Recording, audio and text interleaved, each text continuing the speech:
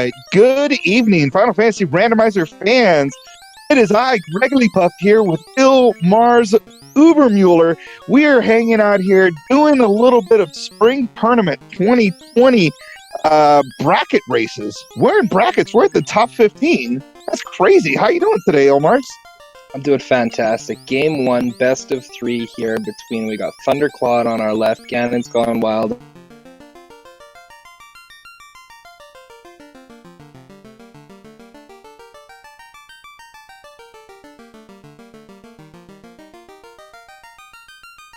He's Gone Wild went 5-1 in Swiss, so I mean, not messing around. The only loss that Ganon's Gone Wild got was against Shadowwalker 227, whereas Thunderclaude ended up going 4-2, lost to Elastoid and Groggy Dog, all of which those losses to are also part of brackets. So we may see some rematches here. We don't quite know yet. Thunderclaude making it to brackets by coming in third place in the play-in race. Sorry. And Ganon's Gone Wild making it into brackets just by going 5-1. So yeah, we've gone from 74 runners all the way down to 16 runners. It's crazy. I'm excited. We've got a draft going on. You want to talk about this draft super quick? Yeah, so everything in brackets is going to be drafted. In this draft, we started out, Ganon started with Black Mage, Thunder responded with White and Red, and we thought, oh boy, here we go, we could have something interesting. But Ganon went completely normal on it and just decided to go Fighter, and giving us our Fighter Rainbow Party. Was hoping for something spicy, but decided to play it safe. Yeah, not too much spice happening tonight, unfortunately. But, you know, it'll be fine. At least these guys should have an easy time getting through this game. What's the difference between bracket flags and what we have, or what we had going on during Swiss? This is essentially the Chaos Week flag, where we've got 3 loose, the half loose at the canal somewhere in there. But the big difference is being that we have Town Shuffle. Everything other than Corneria is potentially not going to be Corneria. It could be anything, who knows what the towns are. Also, one of the other added little twists that fun and interesting is that pirates, which are usually safe, turn out to be unsafe in this. So they can get mixed with Nuke or some other horrible skill. Just taking a quick look at our first levels here of White and Black, I didn't see anything crazy notable in either, unfortunately. Yeah, especially White Magic. I saw Mute. Yeah, I saw Mute in the lamp. Yeah, that was my takeaway from White as well. Yeah, I completely missed what Black Magic had. I was trying to get chat pulled up here since, you know, I may as well entertain chat, see what they're all about. Gloom Shoes here. Thief is the answer. We need more Black Mage, more Thief. Dark Moon is here. Oh, yeah, he's our tracker, and I should probably read his notes here. What do you say here? Level 1. Oh, we got a Fire 2! Fire 2 was our best. Fire 2 was our best spell in Black, which is, will help us for the first little bit, but outside of that, still nothing to write home about. Yeah, and Thunderclaude going with the unintentional 2-man strat. Looks like he lost the Spider and White Mage, and that getting boned there, as he likes to say. Yeah. And the encounter table was annoying him. Yeah, right off the hop, we saw like 5 or 6 really quick encounters. So hopefully the back end is a little less loaded. It's got to be, right? But yeah. That front is really annoying to be able to manipulate your way through. That's for sure. Luckily, he's got his two black casters alive, you know, in his Red Mage and his Black Mage, so he can at least be able to burn off some Fire 2s to try to get through this. Got big money out of that chest. That's good for the early game, especially if we get one of those early cities like a Provoca or a Elfland that shuffled into the Inner Sea. My luck in Town Shuffle is that we're going to see something like Lefane and Melman in the Inner Sea. But that's always the best things to have. Meanwhile, Ganon got through, burned, and also muted Garland, which was very important to point out. Did nothing, but did it. And got ourselves a Rod and an Herb, so we've maybe early Earth if we find this canal somewhere. Yeah, so yeah, Rod and Herb, that's pretty good there. Thunderclaude unfortunately had to get out of the Garland battle because he got bad RNG. None of the Fire 2s were doing anything for him, so went back in. Oh my God. sorry, the townsfolk was giving Garen's Gone Wild a hard time. Making sure that he can't go wild here. Telling him to slow down, take your time, try the roses. Yeah, calm it down. And Thunderclaude's going to do the Thunderclaude thing. He's going to pick up probably about, I'd say with his money, he's going to do 30 pence. Obviously, pick up a little bit more gear. A couple of softs. Going to do like maybe 10 cures, 10 heals kind of situation. See where he goes from there. Yeah, it's always the nice thing about this randomizer. Having access to pures and softs and such. Always going to be available for you in Carnaria, because as we said, we have mixed everything for various skills and scripts, so never know when something's going to stone or poison your guys right off the hop. And here in Elfland, we've got Crescent. Yeah, so Ganon's Gone Wild going to go on ahead and do the herb turn in, whereas I think Thunderclaude's more stuck in Womp. Yeah, stuck in the old school thought of having to go to provoke to get that level 2 stuff, or maybe just wanted to check what was over here. But of course, it is Lefane, because of course it would be. Of course, we've got Life 2 at level 6 white second slot. That'll be useful later on. Yeah, well, all those spells are pretty useful. I mean, the wall is nice if you find any ribbons. Life 2, of course, is going to be Red Mage and Red Wizard and White Wizard learnable. So a couple of Life 2 casters in your party is going to be nice. Looks like he's going to talk to the air first and then get the chime from the confused old men. Oh, man, you know what this means. Oh, we've got a slab here. Well, looks like, wait, we don't have a Melmond, though. Interesting.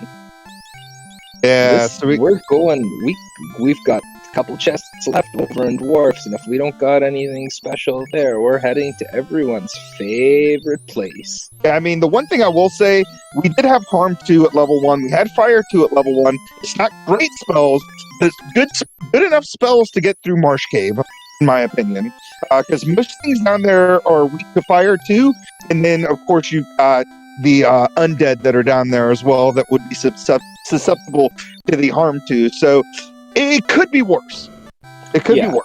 If there was any spell that you really wanted to have a level 2 of, if you only had to have one to go into Marsh, Fire is definitely the one you want. Yeah, so these runners are right on each other's heels. I mean, Ganon's going to get the bad news here about Lefane, but luckily he's kind of in the area and can do the Matoya check, whereas Thunder's going to have to race up to Matoya and race around to Dwarf Cave to check those 5 chests before finally before maybe potentially having to head into Marsh Cave, depending on if we find this loose canal or not. Yeah, it's really gonna... Everyone's hoping... Thunder's gonna make the gamble. He's gonna say, you know what? I don't even care about those 5 chests. I'm banking that I'm going to Marsh anyway. I'm going to Marsh. He's making the walk already. That's quite a gamble. I don't love it, but it's fine. I mean, there's definitely more chests in Marsh Cave than there are in these particular places, but I mean, Ganon's Gone Wild picked up a word sword, past tense sword. It does something. Yeah. It was that sword that used to be a sword. The sword that randomly is not equipable by the thief, while the other trash swords are. Yeah. Ooh, Mux with lit too. He's going to immediately reset out of that. Yeah, that's... we were saying that, you know, it's a good thing we have Fire 2 and it can take care of things, but when the things are doing something to back to you, it's not very good. Counter table. I can just imagine Thunderclaude right now. He is not happy about this encounter table. No, that first 5 or 6 encounters are all so... an unrunnable big pack as well. Yeah, but luckily, like I said, with the Harm 2 and the 2 Fire 2s, we're able to mow this down pretty quickly. Hopefully the Crawls didn't roll higher. The Fire 2, of course, doesn't roll low. And, of course, the Harm 2 goes out. And, of course, the Squint comes out. Good. Fantastic. I bet he's very happy about that. This is where he's probably hoping, please be nothing in top so I can just reset out of this mess. And Shadow Walker in chat, of course, has to scope out. Ooh, Black Shirt pickup. That's big. That's a useful ice, too. Yeah. Got Cure. And, yeah, so Thunderclaude making the right play. Right call. Going to March early instead of checking those 3 areas. So right now we know for certain that the canal is down here somewhere. and that the early Matoya and the early dwarf check is not required. And he is going to walk that black shirt out That of here. black shirt is worth it. Yeah, I think the black shirt's worth it, especially with that fighter being down. Even if the fighter wasn't down, that's give your white mage something to do for the majority of. But when a second squint he says, "That's not that worth it, though." Yeah, that's some pretty bad RNG there to see Squint come out twice like that. Knocks out his red mage, knowing he probably is going to have a hard time getting a black mage and a white mage out of here. He goes on ahead and just calls it. And GV Sulaker, GV SU Laker, yeah, sure, we'll go with that. Yes, it is best of 3. Question from chat. Yeah, question from chat from person's name we're not even going to attempt to say again. Our apologies. We're not that good. But yes, best of 3, game 1. Here we go. This is all the big games are starting now, and these are, like I said earlier, these are 2 really, really good runners. Ganon's Gone Wild literally came out of nowhere, taking down 2 massive, massive favorites to win this thing in Crab Cakes and Cheeseinator. And Thunderclaude, a fantastic runner as well. Like, this is going to be a fantastic series. Yeah, this is definitely the series I would look towards. There are going to be great series, don't get me wrong. I mean, we dwindled 72 runners down to only 16 runners, so obviously these top 16 are not slouches. They know how to play the game, and they are well versed in the game. But I don't know, man. This is a good matchup. I'm excited for it. Yeah, these are 2 very, very top caliber runners. It would not surprise me if the total time between whomever wins is going to be in like the couple of minutes difference between them. Yeah, across all races, like it will be that close. Yeah, Thunder just getting the worst RNG down here. He's getting ambushed by everything. Doesn't get ambushed. They all get to go before he could do anything. He's still ahead as far as information, because as you can see, Ganon's Gone Wild is going to go topside and is going to find the good news with the dragon sword and the black shirt and the black shirt. Hopefully, be able to get out of there. Getting boned again. Man, this squint has just been on point. Yeah, that crawl those crawls have really practiced looking at people in a very bad look. Well, the one thing I will say is, I mean, it's going to land on the mages. The mages have a notoriously terrible, and there's our Thunderclaude going to walk it out, probably not check the last 2 chests down here. He's had enough of this dungeon. And of course, let's see if Ganon's going to be able to check the rest of those chests, though. He's going for it. Thunder's going to look. I think he wants the information. At the very least, I think what he wants here is this is an information play, where at least if he can know for sure nothing else is down here, then he knows where to sprint to and where to sprint out of. Yeah. Yeah, and this is a bad battle, because if he gets bad RNG, which it looks like he's about to get... Oh, no, that's unfortunate. And, of course, all 4 get to go before he can make any action and has to go back in. But at least he knows where the canal is, and part of me thinks he's not going to try those, No, I don't think he's gonna. I don't think he cares enough. Yeah, I don't think he's gonna go for that again. I think he's gonna gamble. This is one chest. It's just one chest. If it comes back to bite me, so be it. But I don't think he's gonna bang his head against that wall too much. Yeah, and Ganon's Gone Wild. I can't tell what his party looks like, but he's obviously having a little bit of an easier time getting through here than Thunderclaude did. He's still got all 4 party members up and is through the top floor of Marsh Cave and just trying to make his way out with that black shirt and that dragon sword. Yeah, making his way back down. That black shirt pickup for him will be absolutely huge, giving his white mage something to do for a good chunk of this early part of the game. If he's able to walk this out, he's getting great turn order.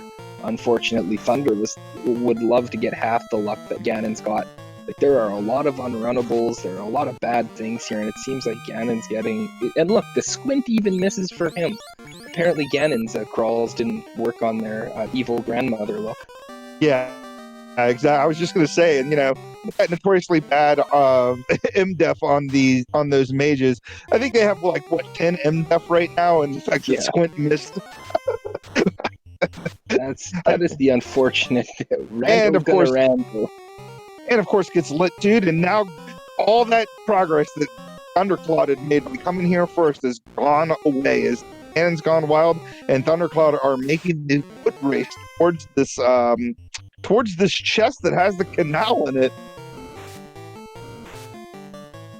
Yeah, and the one interesting thing will be if what order Ganon checks these chests in, because if he does what most people would consider the traditional route of going, kind of from the top down, and then the last chest he would check would probably be the one in that top right where the canal is. That rock wool tile might be an issue, so we're gonna have to see what order he does this in. Yeah, I mean the traditional order, like you said, is usually to kind of go counterclockwise in this room or whatever. Man, and then those mucks again with the lit too.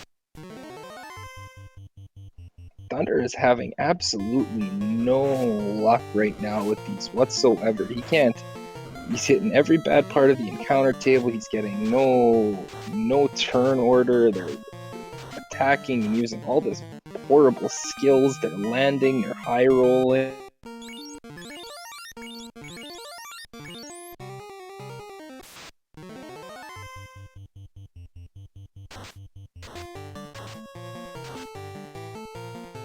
Have an issue with the game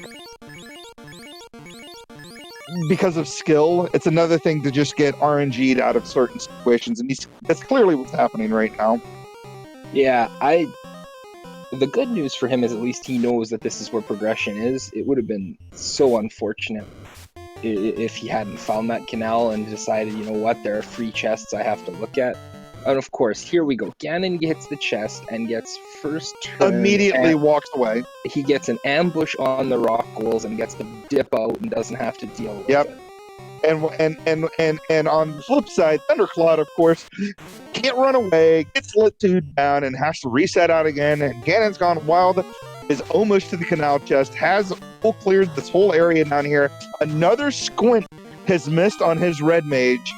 This is insane. Yeah, this is...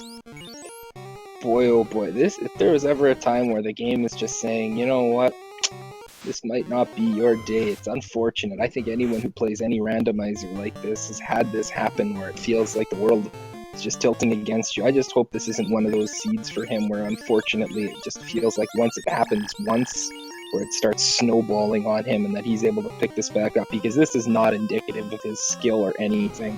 No, of course. Like this is 100% the game just saying sorry right now. And Ganon's gone wild. Has made it off that third floor, back on the second floor, able to get away from some gargoyles. Gonna make his way back out of Marsh Cave. He's on March 1, so he's only one. He's just got to get to the stairs. He gets to the stairs and hit the good part of the encounter table. That back hat has a great run on it. Wow. Ganon's gone wild, completely one-shotting this area. I don't think took a single wipe coming through here, whereas Thunderclaude has wiped at least 7 times trying to get that. Yeah.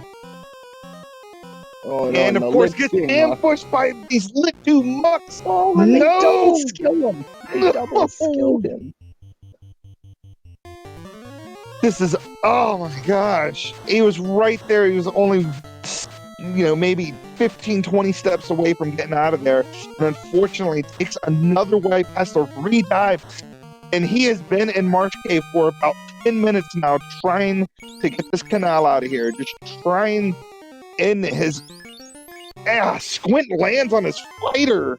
Oh, everything that can go wrong is unfortunately going wrong. Come on, Thunder, you can do this here. Come on, game, let him do it. And the crazy part is he hasn't done a single hard reset. Every time he goes in, he's going in off of a different encounter table. He's trying just for better RNG, some sort of run, just something to happen in his favor.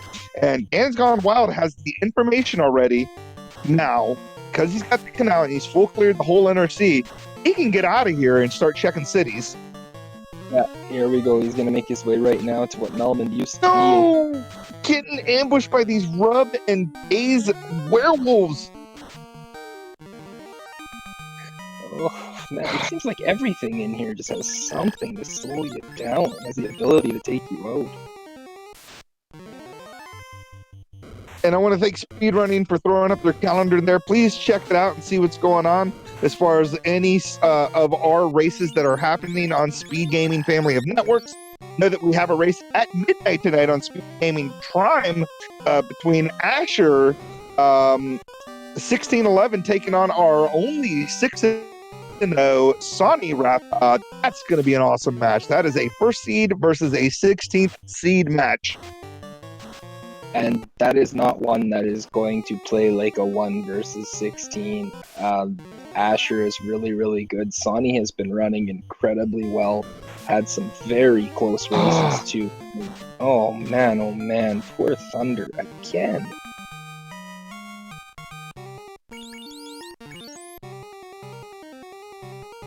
Wow. And speaking of, it looks like Speed Gaming 5 hitting us with a raid, a party of 20. Thank you, Speed Gaming 5, for coming out here and bringing some people out here. So we had Melmond ended up being on rack, nothing there in the item shop or that, but over here we have in Crescent, we have Provoca with a level 2 fade. Oh, that will be nice. It's definitely a good pickup, especially with the party. Your red mage and your white mage can pick that up. It's basically the second to best like AoE spell in the game, and getting ambushed again by these mucks. Luckily, the Lit 2 didn't come out. Well, of course, it came out. Jeez. And all this time he's using Ganon's Gone Wild is gaining by hitting up Provoca, hitting the fade. Now going to take on Picky. All right, we've got unsafe pirates. Are they going to be able to do anything? Fade comes out fighting.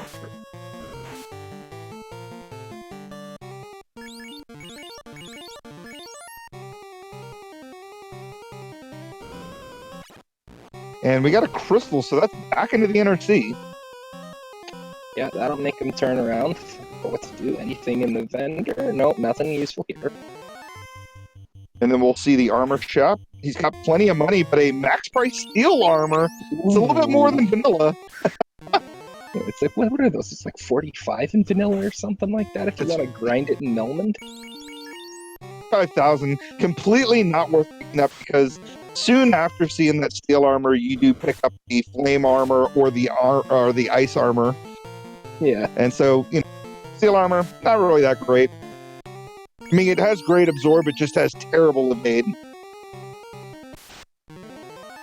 Oh no, these mucks. Get out of there. Whew. Oh, first turn run. Lucky. That might be his first turn run he's had the entire time here. All right, so Ganon's Gone Wild is going to do an overworld Crescent grind. Now, this might actually work in Thunderclaude's favor because then maybe Thunderclaude can get caught up to him.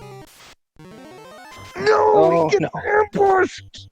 And they start right away. Okay, the second one hit his fighter for 60. It just, oh man. He needed that though, man. And Ganon's Gone Wild is done. That's just wanted to do like maybe one giant fight and just get out of there, and that's it. And Ganon, of course, going to make his way back to the NRC to turn the crystal in to see if that leads to any sort of progression. You know what? One of the things that Ganon did, it was very, very micro and it was very, very small. But in Elfland, which was, oh, come on, brain, you can do this. It was Crescent. It was Crescent.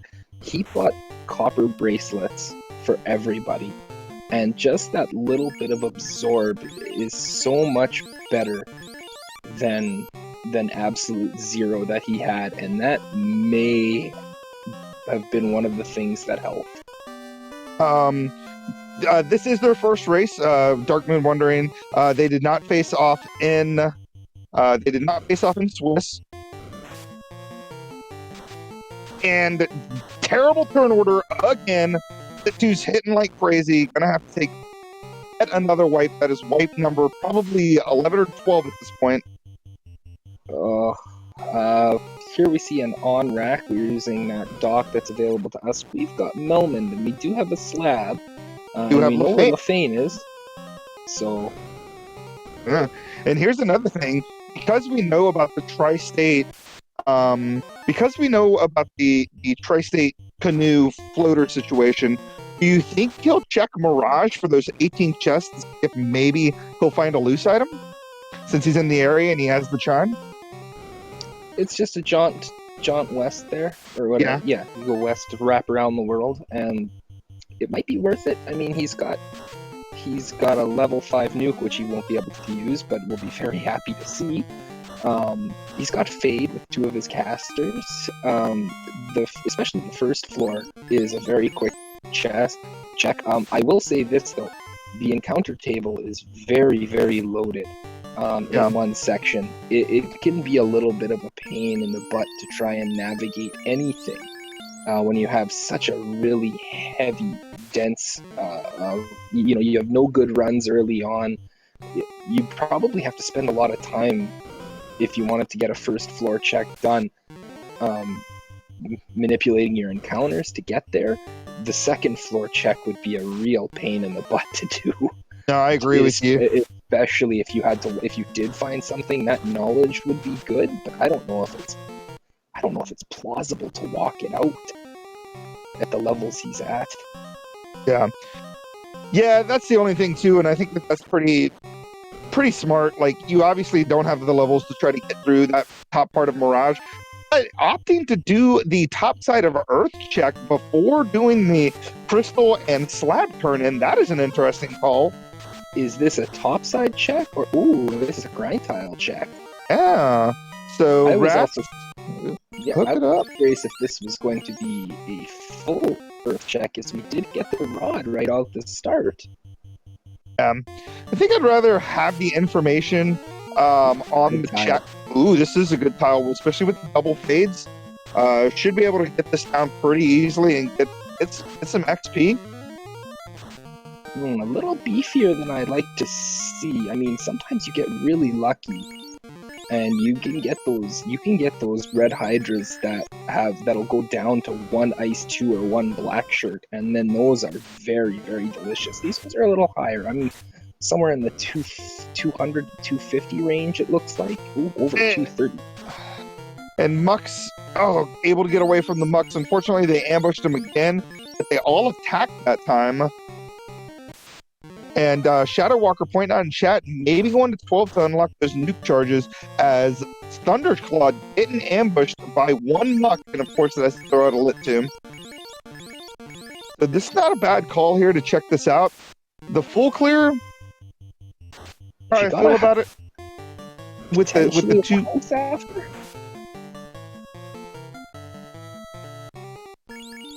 Well, he's done with whatever he's doing, because he's taking on those wraiths again. So he's obviously going to walk out with whatever he got out of this.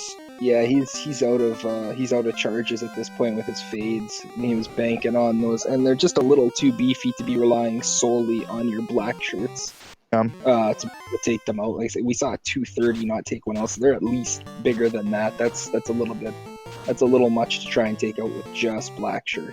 And it looks like Thunderclaude down to his red mage, gonna hopefully get a part of the encounter table that's actually reasonable, so he can walk that solo red mage out of here. You've been here since like the 7-minute mark. He made the play right off the start. He didn't even care about checking the other chests. He went straight here. Oh, no! Stone touch. Unbelievable.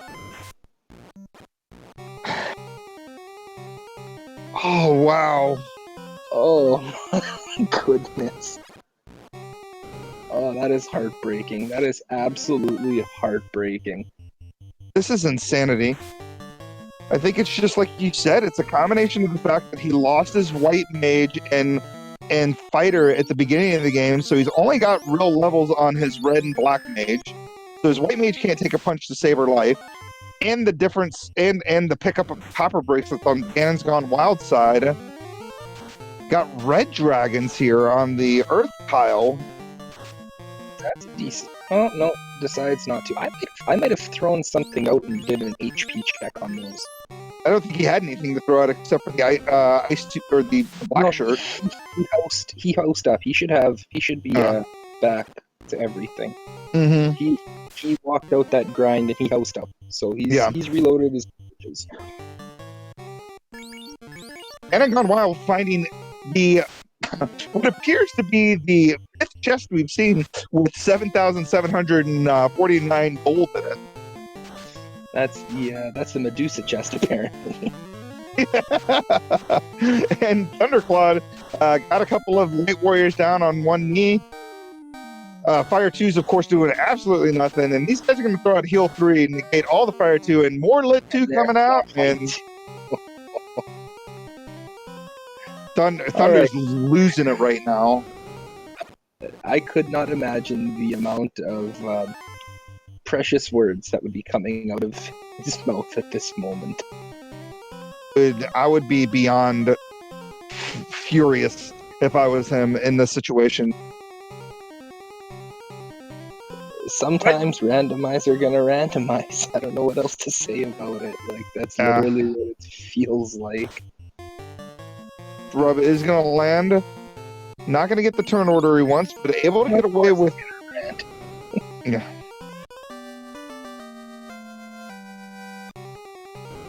Yeah, tables are definitely flipped. The Soapbox Gamer says, get out of this battle. He's gonna get owned. Gonna try to get away. Gonna throw a Harm 2 out there. Oh, Crawls have cremate behind Squint. So, if you're Thunder, are you thinking to yourself, I'm just, he's got to be dealing with this too, right? Or are you going like, that's it, it's over already? Well, I would say 10 minutes in, I would be like, all right, obviously Gan's Gone Wild is dealing with this as well, this, whatever, but at the nearly 25-minute mark, you've got to think that you're behind. You just realize, like, this table has just said no to you in every way possible. Ganon's cleared out the first floor. He's going deeper. So he is going to go for the full clear of Earth. That's like I said, interesting play considering he has a couple of turn-ins he could do with the crystal and the slab turn-in. But yeah, I mean, we know there's 3 loose items out there. The only dungeon you can finish right now and light up an orb, so maybe he's just going for the gamble. Yeah, we're gonna see. And for the 76,000th time, Thunder has picked up his canal.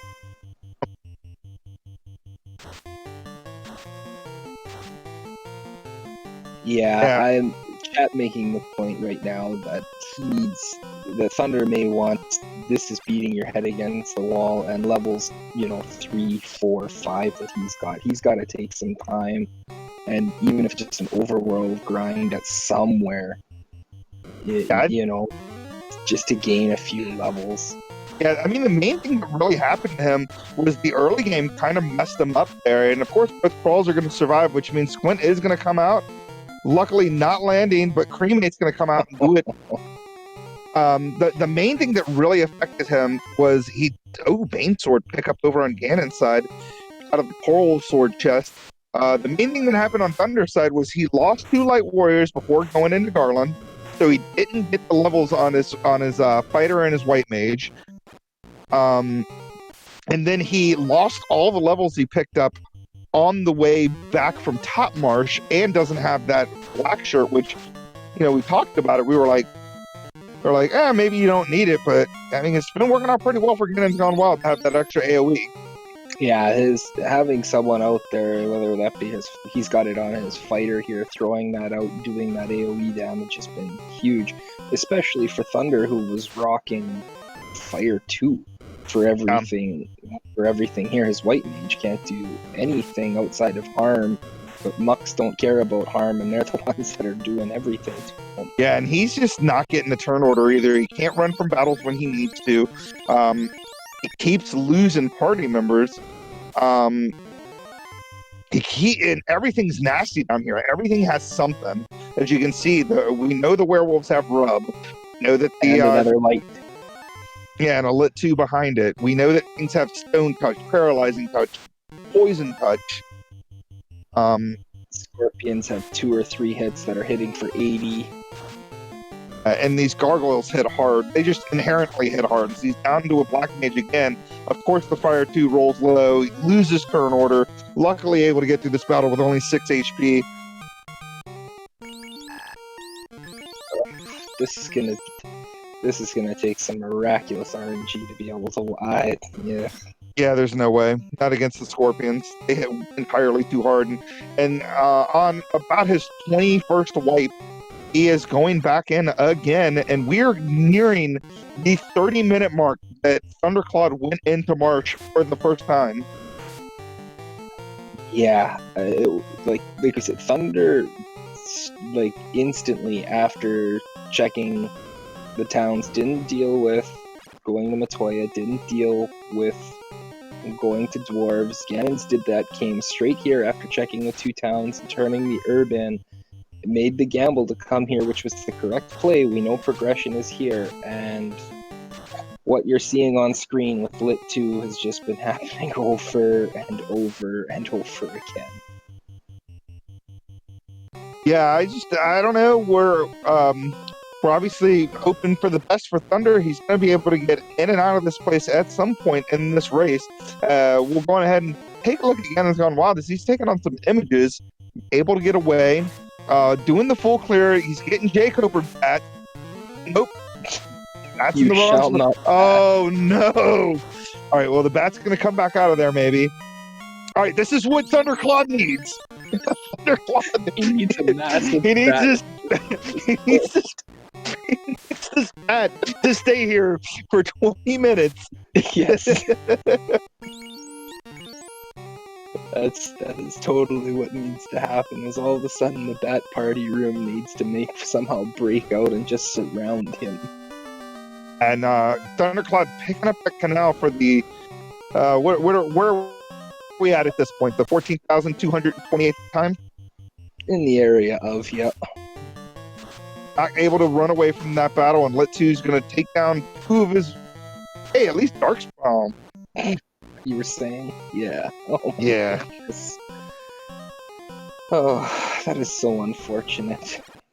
Yeah, I would be surprised if Thunderclaude was going to do a post game after this one, because this is rough. Stone touch landing both times. Luckily, he did pick up a couple of softs, so he's able to get them out of there. Over on Ganon Gone Wild side, we see this blue caped figure. Do you see it? I'm not sure. Yeah, there was. I'm sorry, I was looking around. I looked down for a second. Something happened. And look, he's progressing onto the bottom half of Earth. Yeah, I didn't even see it. I mean, I saw something.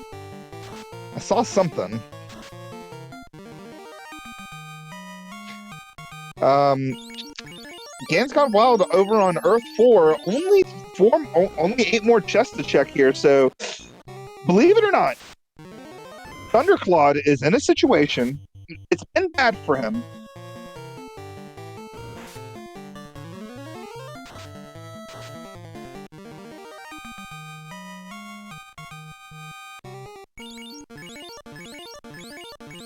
Yep.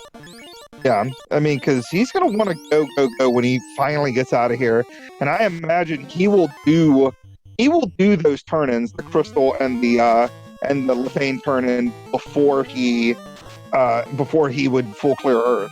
But we're still 8 chests in. We got another... An axe that's somewhat good. Yeah, that not so great axe. The okay axe. You know. What's so great about it? It looks pretty. Yeah. We got an ice shield pickup, so that's not terrible. Iron armor pickup, that's not bad. 24 absorb, I would take it. Yeah. I don't remember what he was rocking on his. I think he had silver on his fighter, silver armor that he picked up when he bought silver bracelets. I think he picked over everything for everyone. Yeah, silver bracelets were in not Crescent. They were in Provoca. Provoca, yeah. Yeah. We picked them up there. They weren't too terribly expensive either, if I remember correctly. They're about the just over 1,000. So that's a good pickup. 15 absorb, equipable by your mages. Thunderclaude out of the second floor. This is like the second furthest he's ever gotten. He's on the first floor. He's on the first floor. I know. Okay. We got an Excal pickup over on Ganonsgo on Wild Side. We know these werewolves have things. They got a gaze coming out. Another gaze, it's fine. As long as rub doesn't happen, we're good to go. One fire, two, of course, low rolls, but the second one should be able to take everything out. Let's go. Three. Okay, Yep. gonna get. There. Okay. Yep.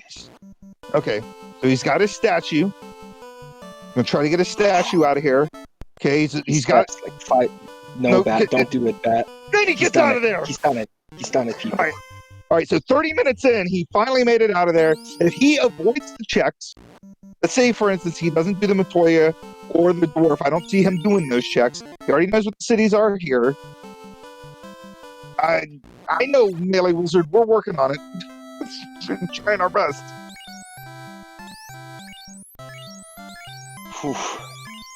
I've refreshed my screen like 80 times.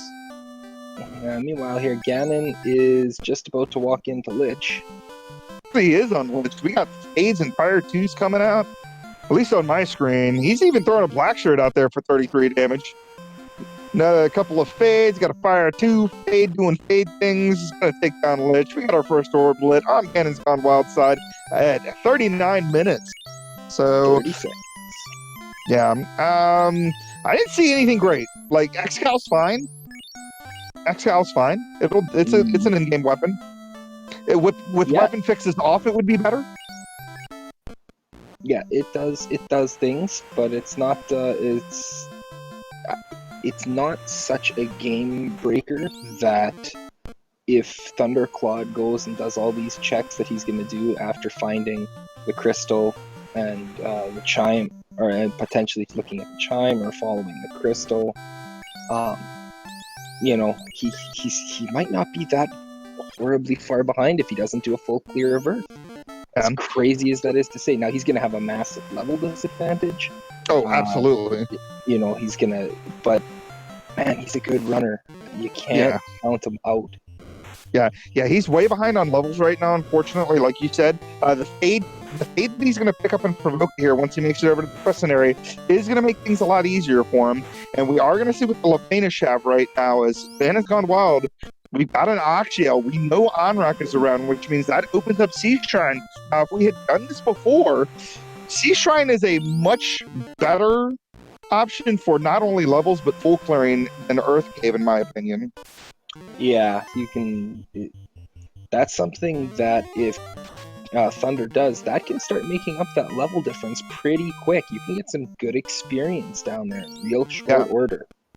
He doesn't have really, besides the fades, he doesn't really have the spells to deal with things down there because of the Fire 2 and the Harm 2, except unless he runs into Ghosts. That Black Shirt might have been pretty decent to go through there. And he gets blazed down by trolls. Trolls are going to troll.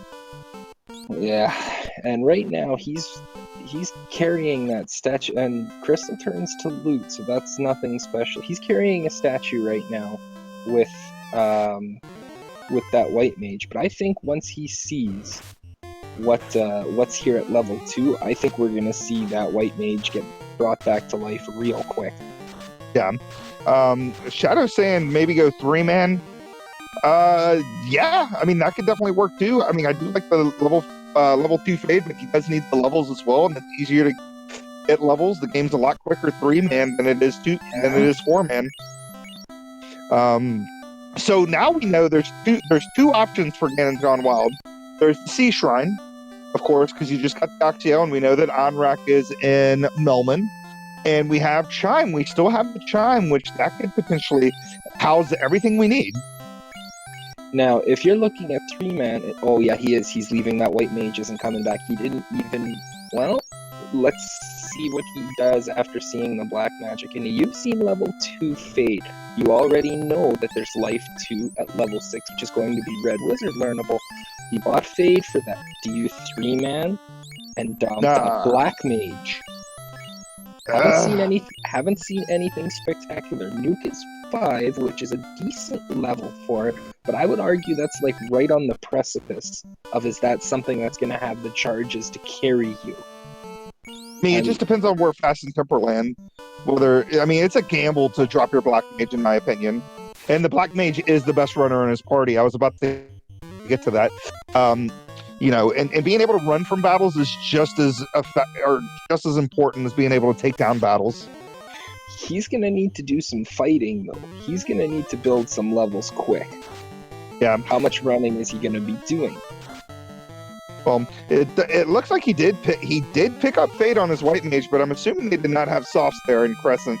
So he's going to go ahead and he's going to have to at least buy a soft and bring his White Mage back to life.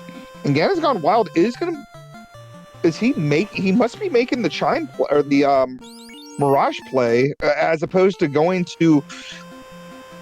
Wow, you're right next to Onrak and Melman, and you've got the Oxiel. This is quite the Galaxy Brain play, in my opinion, as far as routing is concerned. What do you think? Yeah, I'm a little shocked he didn't follow the Oxiel, but I guess he's feeling chimey today. Yeah, this could work out. There's 18 chests here. They're not hard to get to, but this encounter table isn't friendly, so we'll see.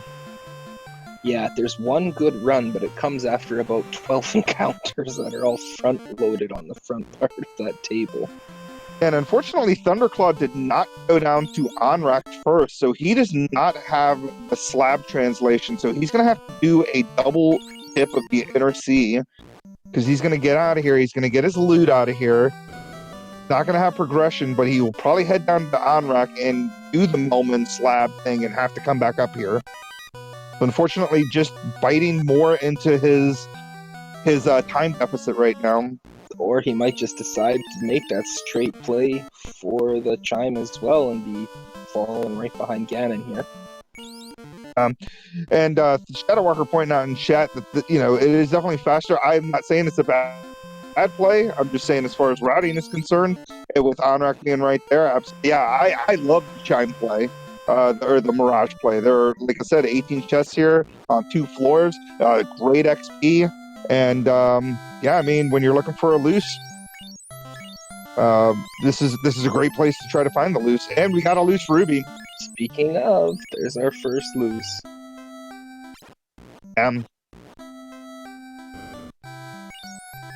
Yeah, I actually mentioned it when Ganon's Gone Wild was in the Onrak location and hit up Melman whether he should head over here.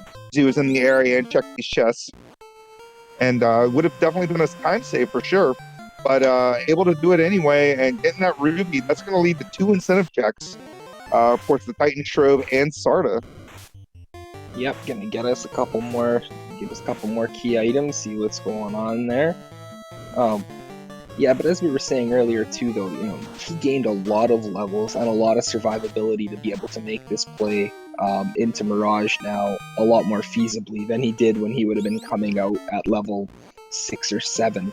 Now he's up to 17 across the board here. That play through Earth gave him not only an orb, well, it didn't really yield anything in terms of a really good gear, that X-Cal probably being the best thing that came out of there. He got a lot of good levels that he's going to be able to start putting his foot on the gas to be able to really start moving now. I mean, it's interesting to see what Thunderclaude will do once he gets down to Onrak and sees that it's Melman with the slab. If he Galaxy Brains the Mirage play, then it's going to be a huge boost for Thunderclaude. Not only will he get the levels, from taking down things with Fade in the Mirage area, but he'll have that Ruby, which means he'll immediately have made up a lot of that 30-minute time loss that he had in March Cave. Ooh, Chimeras with Toxic. That's lucky. Luckily, a couple of, at least just picked up a pro ring, so that White Mage should survive this.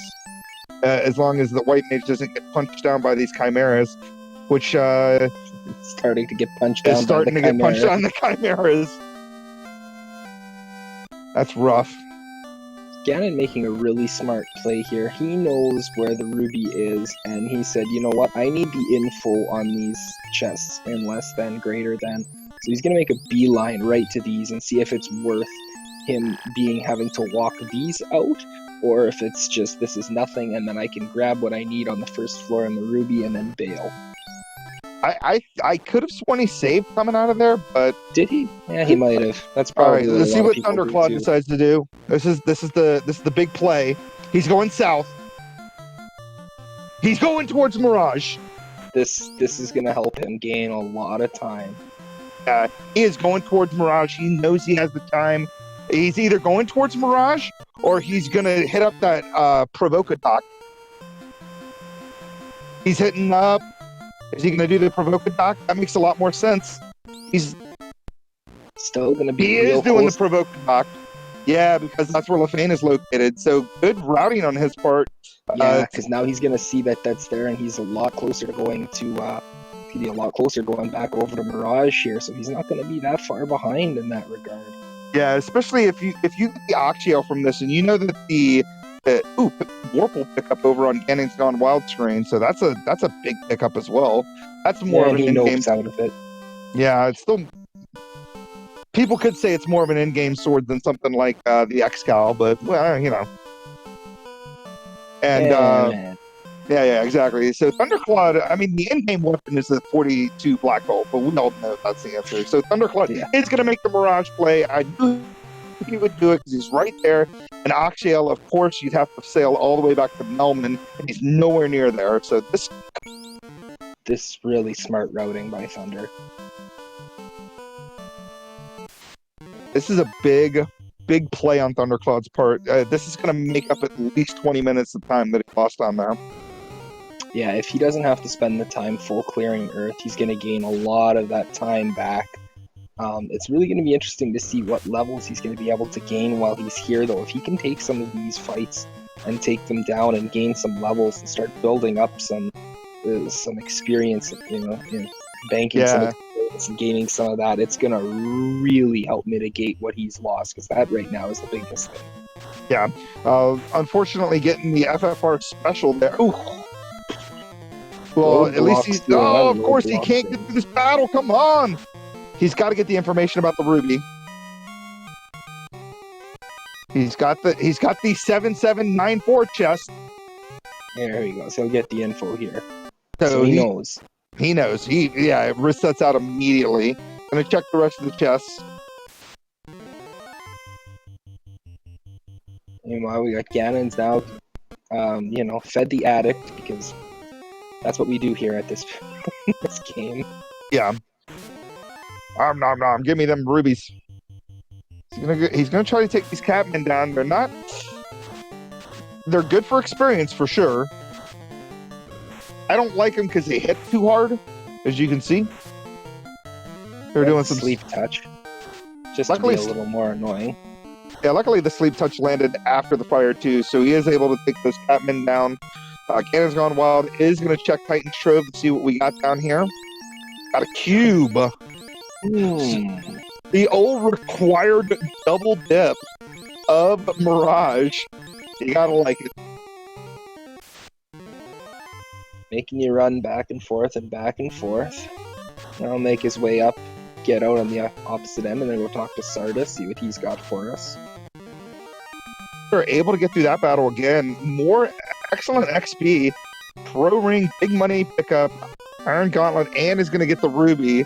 Smart routing through that room, knowing that he could check that Ruby from the back end like that. That's awesome. Yeah, he knows that those other chests are just money. Ooh, great initiative on this fight. This is a great XP fight for him. He's got initiative. This is fantastic. He needs more things like this to happen to him. Ganon's Gone Wild is going to check Sarda, and we get a bottle. We have not seen Gaia yet, so we know that it's floater locked. So right now, we're kind of back to square one. We're looking for another loose. It's either Sea Shine or it's Sky. Yeah, so we're either going back down and taking care of going to Kraken, or we're going all the way back to Mirage and through and seeing what's there. I mean, statistically it says Sky, but sometimes you want to be spicy. Yeah, I think that Sky alone still may have more chests than Sea. I'm not quite sure. I mean, you're right here. in my opinion, you're right here next to Onrak, or what we know as Onrak, which is Melman. With Sea Shrine being right there, I think that the clear of Sea What Shrine. is Ganon doing? He's grinding some more, it looks like. Wants more red Ds? Yeah. And Dark Moon pointing out, while C may have more chests, Sky has them on the straight, narrow path, whereas you've got to go 2 different ways to full clear C. I'm interested to see what Gan is thinking about here. This is Running out of spell charges. This is not good. Thunder. Oh boy. Yeah, getting bad damage rolls on those vampires, but luckily taking them down. Already level 14. This isn't. This 3-man can start paying off if he gets a few fights like that. That was all about conservation. He knows he's got to make it all the way through this, and I bet even though he's going to see that there's nothing tremendously of value outside of Vorpal, argue the value if you want, I think he's still going to walk this out for the experience. He's going to want to hold on to that, I think. Yeah, I think Dark Moon's right. I can't imagine he's going to keep anything in this room. Like Shadow Walker mentioned earlier, I imagine, Vorpal is something you'll pick up if you don't... You'll remember is there, and you'll pick up if you don't find the Massa. But he's healing up. He's going to walk that Vorpal out of here. He wants the experience. He wants to keep the levels he's gained here. I like I like it. At this point, he needs the level, so I don't blame him for it. I just wish he was getting some on that poor white mage. They could have more fade charges. 3-man in this the whole way, it looks like. Like this. So Thunderclaude, only a few steps away. Luckily got that pro ring, so his red mage is going to survive this. Maybe not survive this. Okay. He got... Okay, there we goes. Oh, and this guy brings his white mage back to life. I love it. Big play. He's got the fade on his white mage, so might be able to make it through these last couple of floors. No fade charges because she has been a statue this whole time. Oh, sleep him. Oh, that's rough. But, tough. Yeah, unfortunately, not really much lost there except for the levels. Did you get it? I'm gonna see where he's at now. I didn't get a chance to see when he flipped through his menu there so quickly. I don't know how much he lost because he was at 14. Yeah, last I saw he was at level 15, but I'm not sure if he's still level 15 or not. We'll find out. How much he lost there. If it was only 1 or 2, then it's not. Thunder, stop being so fast in your menu. Yeah, I have to keep refreshing my screen so I don't feel like I'm behind. But yeah, Thunderclaude is going to go on ahead. He's going to do the Ruby, his cube, and his, what was the sort of check?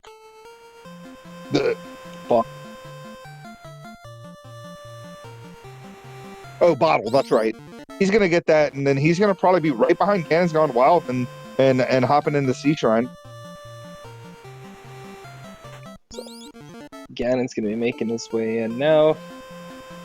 Shows the person standing in front of the bottle, hey, look, I can breathe underwater. And she goes, oh, okay, yeah, go for it. So Ganon's Gone Wild going for the Kraken side check. There's quite a bit of debate what you do in this situation, whether you do Kraken side versus Mermaid side, depending on how many loose you have and blah, blah, blah, and stuff and so forth.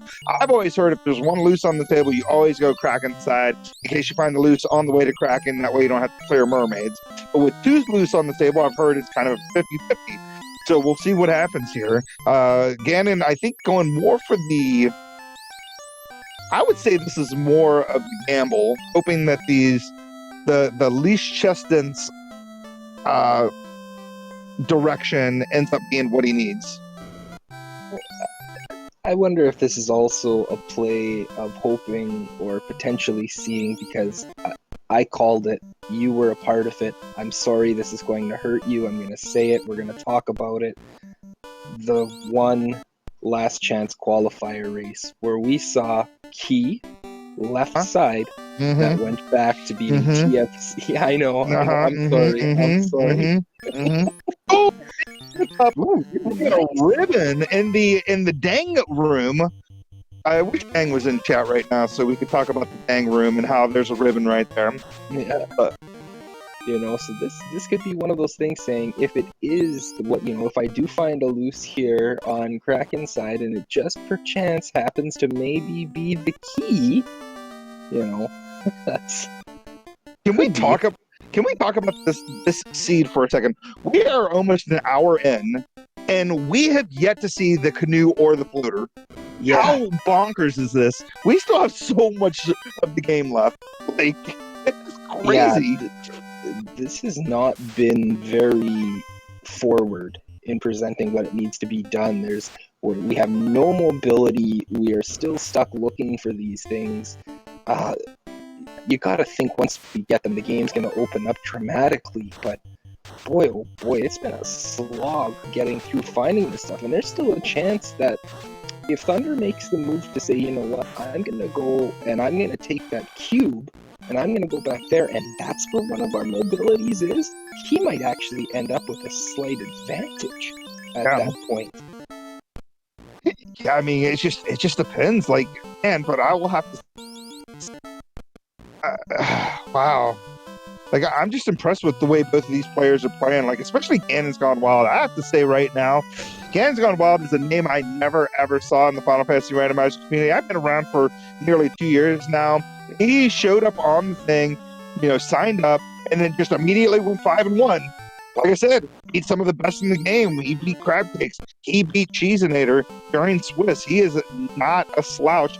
And it goes to show he's clearly well-versed in the speedrunning community. I know he's very popular in the Legend of Zelda Link to the Past randomizer. So, again, no slouch there. I'm just it's crazy to see somebody this new do this well with this particular field. Yeah, this is one of those situations where he's clearly an individual who played vanilla quite a bit, understands the game, knew the routing of the dungeons and everything, and was just sort of had to make small adaptations that the randomizer gives you that you have to kind of play with, but clearly knew a lot of the big things coming into this, and it's shown. And life, unfortunately, not Red Wizard learnable there, but we already know Life 2 is Red Wizard and Red Mage White Mage learnable, so it's not a huge loss that Life is where it's located. Thunderclaude is making the play to go into Sea Shrine.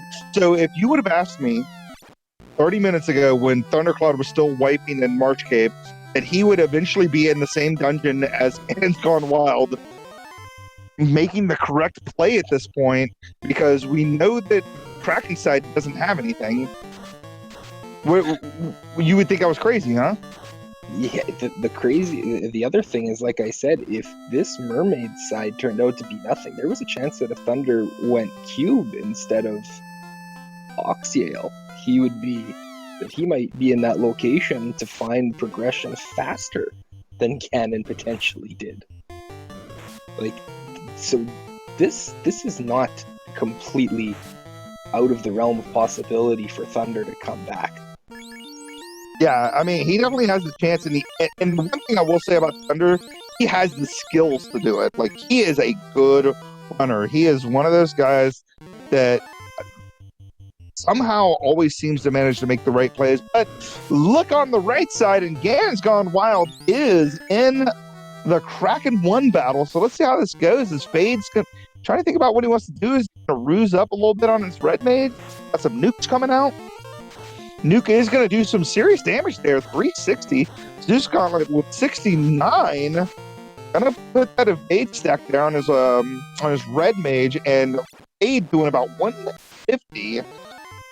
Done about like a little bit of damage, about 500 damage here as another Zeus Gauntlet comes out for 90.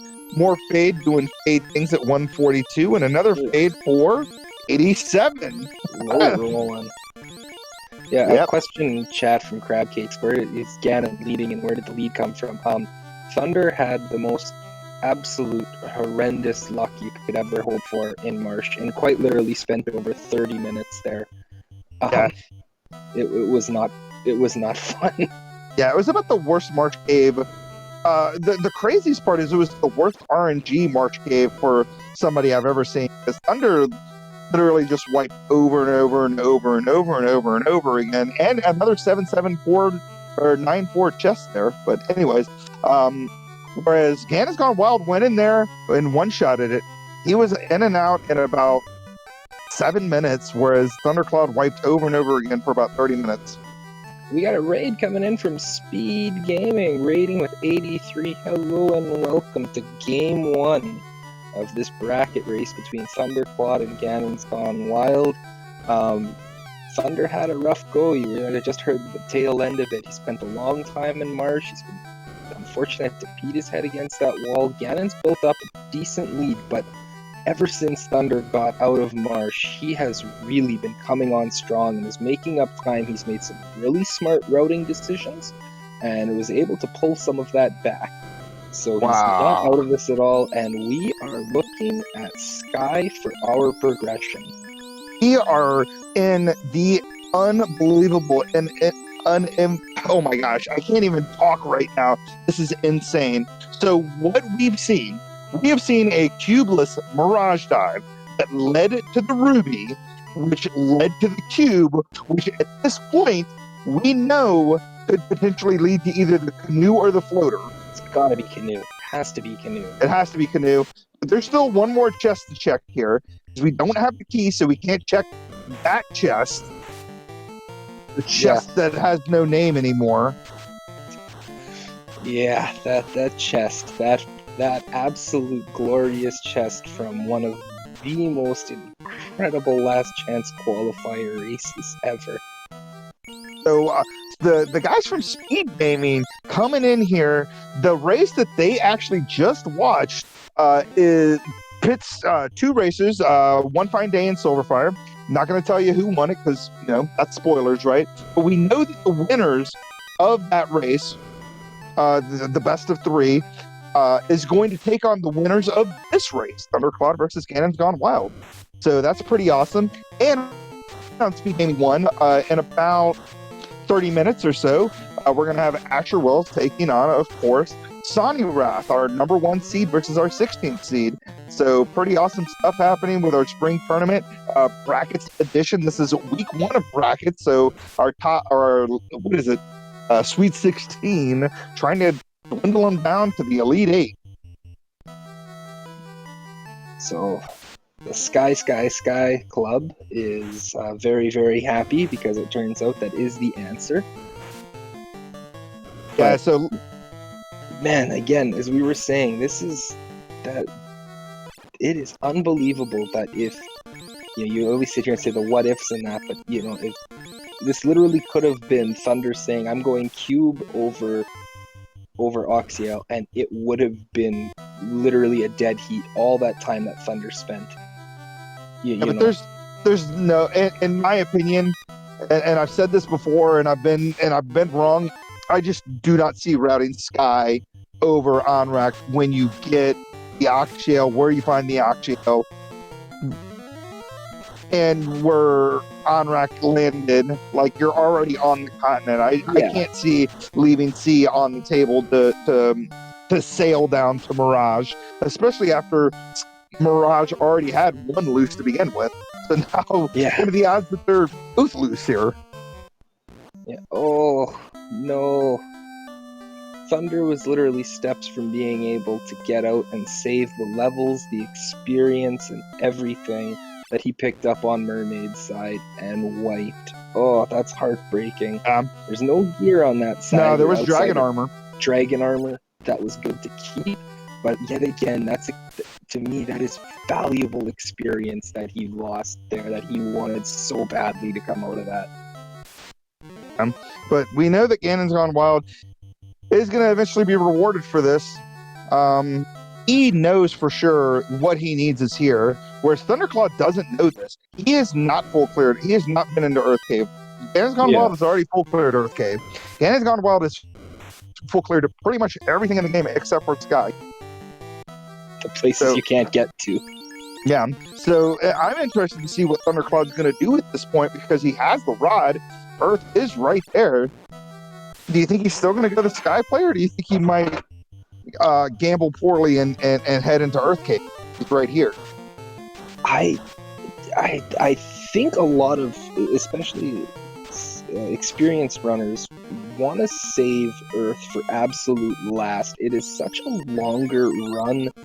The chests are so spread out. There's still better chest density in Sky, even just Sky, not even including Mirage versus that of Earth. I think personally, now the proximity play though might be a little more close to going to Earth, but I think Sky's it. I think you want to do that. Yeah, I mean, the only thing I could think is like you get Caleb or Galaxy Brain, and you're like, oh, Earth is the play, right? And then it ends up not being the play because it's not ever the play, really, except for when certain people run, and then it ends up being the play all the time. But we know it's not the play. We know there's nothing really worthwhile down there except for an X-Cow. So, yeah, I'm hoping that once Thunderclaude kills Kraken, he makes a beeline for Sky, and he's, only a few minutes behind Ganon's Gone Wild. Yeah, that will definitely put him in play to be able to at least keep pace for something. Well, Thunderclaude, almost done with his full clear down here. His levels, man, he's an hour, 9 minutes in. Draft order, I think they went seeded wise, so I want to say Ganon's Gone Wild went first because he's the higher seed. Ganon's Gone Wild picked the Black Mage. Thunderclaude went White Mage, Red Mage, and then Ganon's Gone Wild went with Fighter. Correct.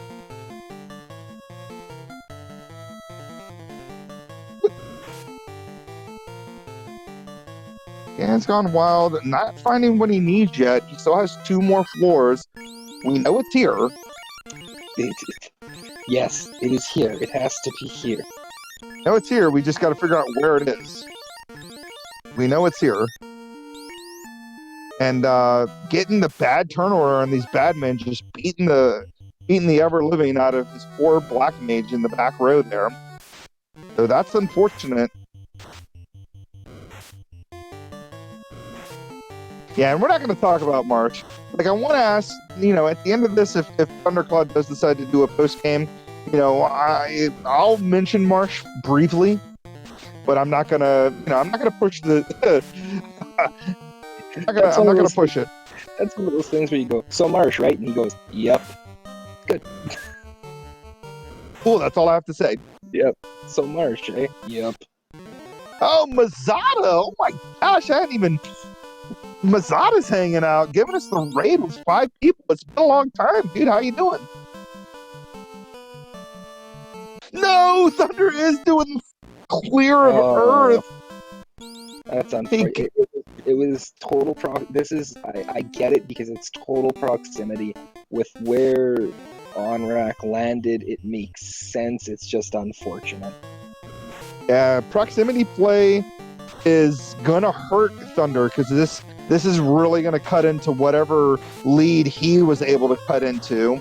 Because again, we know there's really nothing in Earth Cave, and he's gonna lose a good 10 minutes clearing out Earth Cave. And yeah, the Dark Moon pointing out in chat. March Cave 1, Thunderclaude 0.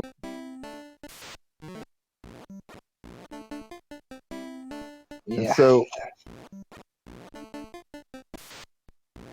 what's left here? We've got the I call this the Pro Cape room.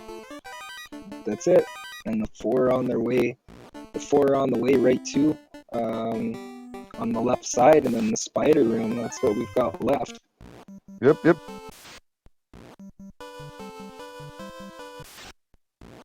So we got to be getting pretty close to there right now. He's double checking the chest, just everything's good to go. Thunder's going to burn off all 800 encounters that are on the front load or front part of this encounter table, so you can finally get some sort of a decent run. Yeah, that's another thing that right off the start you saw very quickly that the encounter table is very unpleasant right at the start. Mage Rayon in chat. How's Final Fantasy 10-2 treating you? Good to have you here in chat. Thunderclaude going further into Marsh Cave. We know at this point that the either canoe or the floater It's gotta be canoe. has got to be has got to be on the spider room, probably right side. Gonna 100% has to be canoe here, or something Can't be any- that leads to canoe. Yeah, it can't be anything else. You're right. It's got to be canoe because there's nothing else. Yeah, don't have extended open to give us the dock right. Wow. Oh my god! What? What? Well, I mean, at least there's only a few places that canoe could be at this point. wowzers. Hey, you know what? Oh my! No! Stop, Dark Moon, and stop talking in chat. I'm sorry, Greg. That's initially where my mind went to as well. I was like, oh my god, can this be? If this ends up being Keylock Marsh, Thunderclaude may literally have PTSD by the end of this. This is insane. The good thing about this key find, though, is that Ganon's Gone Wild knows for certain that the last loose item that he needs is the canoe, and it is key locked, and there's only a few key locked chests in the game. At least he's in a relative no mode in the sense that he knows for sure that once he does the key lock checks and gets that canoe, he does not need to check many more chests. He's got good gear. He's got that dragon armor. He's got the X-Cal. Knows where the Vorpal is in case he wants it. Gonna need a tail, though, to use any of that, though. Yeah. So you're still gonna be clearing out, that it might become very interesting at what order you choose to do. Your floater's going to be in one, your tail's going to be in one, and then our 3 other items are going to be out there as well. Our opal, our power, and what the heck? What am I missing? Come on, brain. Got a Ruru happening on my side. We're still looking for the. I think that's it. We're in go mode. He doesn't technically. Does he need anything else? We have the rod. We have the loot. We have the key. We need the canoe so that we can get the volcano. Yeah. So we. Which is coming out of that. Oh, we ran from Warneck. That's unfortunate.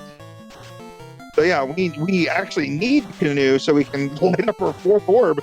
I'm as Crabcakes pointed out earlier, I'm so flabbergasted that we're in this situation. And I've never seen a situation where you needed canoe to light up your last orb and you were in go mode without canoe. Yeah. This has been one heck of a route, and while that's going on, here we go. Tiamat. Oh, we've got some fade going out. Hitting for nothing. Tiamat slaps. Ooh, 3 hits for 157 by a fire sword. That's flame sword. That's pretty good. Fade does nothing. Oh boy, you're gonna need some better fade rolls than that. Thunder's fighter gets rubbed at these levels. I mean, I guess it makes sense, but man, I can tell you right now, Crabcakes, that Thunder is tired of werewolves with rub. Tired of it. On Ganon's side, Ganon's fighting Tiamat here, and this is going to be interesting. If Tiamat rolled HP, this could be a real problem. He is out of any real damage spells. He's down to swinging a Flame Sword and Fire 2. That's all he can do. Flame Sword hitting 3 for 3. Fire 2 only hitting for 29-30. If this is any HP, this could be a real issue for Ganon's Gone Wild. Yeah, this could be really bad, like you said. I mean, I don't know how he can. And as Crabcakes is pointing out, this is a heavy price for taking this wipe. That's a lot of levels. That's a lot of time clearing this area. That's a lot of time that Thunderclaude can make up by Ganon's Gone Wild taking this wipe here. And it could potentially happen because he's down to chip damage at this point. We got 3 hits, 3 damage. Fire 2's coming out.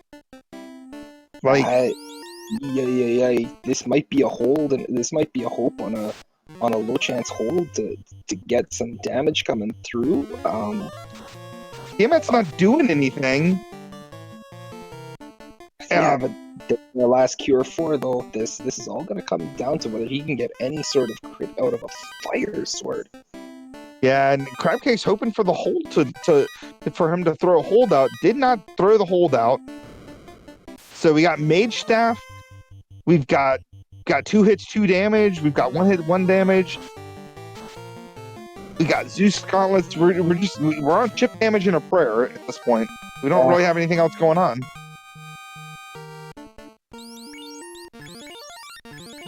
Yeah, Evil J McNasty hanging out here, showing up to watch it. Probably what's going to be the longest Tiamat 1 battle in the history of time. I'm assuming by the time this battle is over, Thunderclaude will have already found the key that we know is in Sky.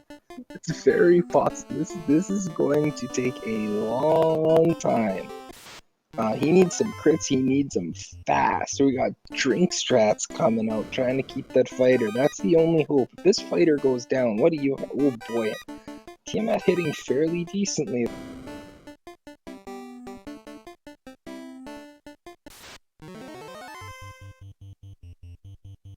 We're probably barely at the 350, 400 damage mark. We got so we got a 150, an 80, and a 130. So we've done about 400 and 450 damage, 500 damage. If this Tiamat rolled up, I mean, it's still a 230% possibility on stats. You know, this Tiamat could still be close to 2k health. That can take a long time with this. He needs to stick to the Zeus strats because the sword is just not doing it. He also has the mage stick I think he may have forgotten about, which would be a little more damage as well. Yeah, he needs to start throwing things out of absolutely anything he can. Anything. I don't know if the Zeus... Don't go all drink all the time. You need to keep doing damage. Yeah, I don't know if the Zeus strat with the... I think his better option might be hoping that flame sword crits. He got 1 crit earlier for 157 out of that flame sword. I think that might be his better hope. Jeez. The consistent damage from the Zeus is working better though, because he's only gotten that 1 crit, but he's only doing like 3 damage with the sword versus like 20 to 30 with the Zeus normally. That is more consistent damage in the long run. I think would work better for him. Yeah, this is going to be so close on what's going. But like I said, you can roll. Tiamat can roll up to 2k health. There's no way you're gonna. No. If it rolled anywhere up there, you're not doing it with this. No, yeah. I mean, he's been in this battle for most of Thunder's dive into Earth, and Thunder is going to finish Earth at least before he's out of this.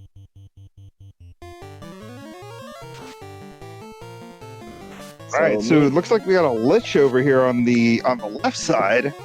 Yep, Lich has just been pulled here on this side. We lost our fighter because Rub has to land on everything. That sounds about like Thunder's luck here. But you know what? Thank you, Thunder. You deserve it. You get it. Give that man some cake. Good for you. And at the hour 21-minute mark, we have lit up our second orb on Thunderclaude's side. Second... Oh, did he ever kill Kraken? He did not. He got wiped by stone touch or stone poison spiders or That's right. snakes. Yeah. That's right. So, just assumed since he left Sea Shrine that he was done there. So, looks like he lights up his first orb at the 1 hour 21-minute mark. Luckily, he knows everything he needs to know in Sea Shrine. Should make a beeline for Kraken and hopefully light up his second orb here. Ganon's Gone Wild. This is heartbreaking. I hate to see this because he's 3 hits, 3 damage, 2 hits, 2 damage. Oh, 1 hit for 53. Red Mage is down, and there he goes after a valiant 7-minute. Taking a long pause. Oh boy, this is that combination I need to recollect myself here. I also need to throw something. The crazy part is he probably feels like he's behind taking that wipe, but he has no idea how far ahead he is. Stopped. Oh no. He forfeited. Oh my god, he did. Yeah, he forfeited out of the race. Oh wow! He could What? undo it if we can get him to come back, but he forfeited, We and I can't don't tell know him. how Well, we get him back. we can't. Exactly. Yeah, we can't. Yeah, we can't Exactly. do anything. We can't tell them. Thing. Ugh. I mean, Oh my goodness. I can't believe he did that. I know that that's frustrating to take that wipe after that million-year-long Tiamat battle, and he probably didn't feel great about the way he routed the rest of the game, but he had no idea that Thunderclaude spent 30 minutes in Marsh Cave. Yeah. That is... Oh, what... This is such a fantastic matchup between two incredible runners, and to have it unfortunately come down to something like this is just to have the luck that Thunder had, and Yeah, then to all of a sudden Ganon have the lead he had. And I get it, because in his mind he's thinking, I am playing such an incredible runner in Thunder that if I made such an error as this, I haven't found what I need to find yet. I'm not even in the air. But boy, These runners really have no way to deal with Tiamat. In all seriousness, they don't really have great weapons. Like you said, I think it was like Flame Sword was what he was swinging, and Rune Sword, and they don't have like the Brack or the Bane or anything. Oh no, Ganon's Gone Wild had Bane Sword, didn't he? He picked it up in Earth Cave. Ooh, look at all those toxics landing. That's Thunderclaude's. Yeah, totally. Did he not keep it? He must have. He got it in Earth Cave. Did he not? Yeah, he could have been throwing Bane. I'd have to look at his inventory. I completely missed it until just now when I said that. I had forgotten Bane Sword was even a thing, so I haven't. Yeah, and Meiji's pointing out that died forfeited out of the race, hasn't closed his stream down yet, or else he would be gone from the screen. So he may need a break. Maybe he like forfeits. Maybe he like wanders around his house, like apartment or whatever. Does like the I'm not sure the rules, if there's a time limit after you forfeit, if you can undo that or not. I'm not really sure. To be perfectly honest, I don't know much about it. The only time I've ever seen anybody do a forfeit and then unforfeit was the summer tournament last year. And people were doing it. They would forfeit from the race and then unforfeit like 40 minutes later and then not done. So I don't know. I don't know what the specifics are in this particular tournament. No, we can confirm in SRL that Ganon's Gone Wild did forfeit, said GG, and yeah. Crabcakes in chat, who was part of the planning committee for this, though, says that after 5 minutes, if you have it unforfeited, no matter what, you can't. So, on a 50-minute delay, then there's just nothing we can do about it, even if we could do anything about it. It's locked now. Yeah, exactly. We're on a 15-minute delay, so at this point, if he has not moved on our screen, and on SRL, which is in I guess not real time, but like 15 minutes ago time, like the past time, he is not like undone or unforfeited yet or whatever. Then he has in fact forfeited from the race, and he's 20 minutes now on his end. Yeah, that's... boy, oh boy. If he goes back and watches this, he's probably going to be kicking himself. This is one of those situations where he is never, ever, ever going to forfeit again until he sees done by his opponent. Yeah, I have played a lot of Final Fantasy Randomizer, and I have forfeited plenty of races, but not important races like, brackets or spring tournaments or any sort of tournament. And I am always, if I'm having a bad seed, I need that person to not done. I need to see the not done so I can finally forfeit. That's kind of how I view it. I'm not forfeiting until I see somebody else finish the race, no matter how bad it's going. Oh. Yeah, I mean, exactly. I've won seats just because I was willing to stick around and force my way through over other people not being able to do it. It happens. So, I mean, it's a learning experience still. He is still new to this community, and I mean, he may have just felt that the death was too much to come back from. He didn't want to try. Which, I mean, he was in that battle for 5 minutes. Like, I can't blame him on the thought necessarily that he was a little defeated. It's just, next time. Yeah, next time. I mean, they're still doing a best of 3, so at this point, Thunderclaude still does need to finish the race. Yes. I don't know what happens if he doesn't finish the race. I've never seen a double forfeit before. It doesn't count, and they have to do it again. Okay, Yeah, that's I was gonna kind say, of I'm what I pretty would sure figure. Yeah. Will Bloodworth, to answer your question on what happened here. So, this was a very interesting race. Ganon ended up getting to Tier 1 and spent quite literally 7-8 minutes fighting Tier 1, and lost and wiped, and then dot forfeit out because he was under the assumption that playing a great runner such as Thunder, that's spending 8-10 minutes fighting Tier 1 using just a Flame Sword and Zeus Gauntlet doing chip damage, that he was so far behind because we were an hour and 20 minutes in. We hadn't found any mobility. We were still waiting for a canoe. We hadn't seen floater. We had seen nothing.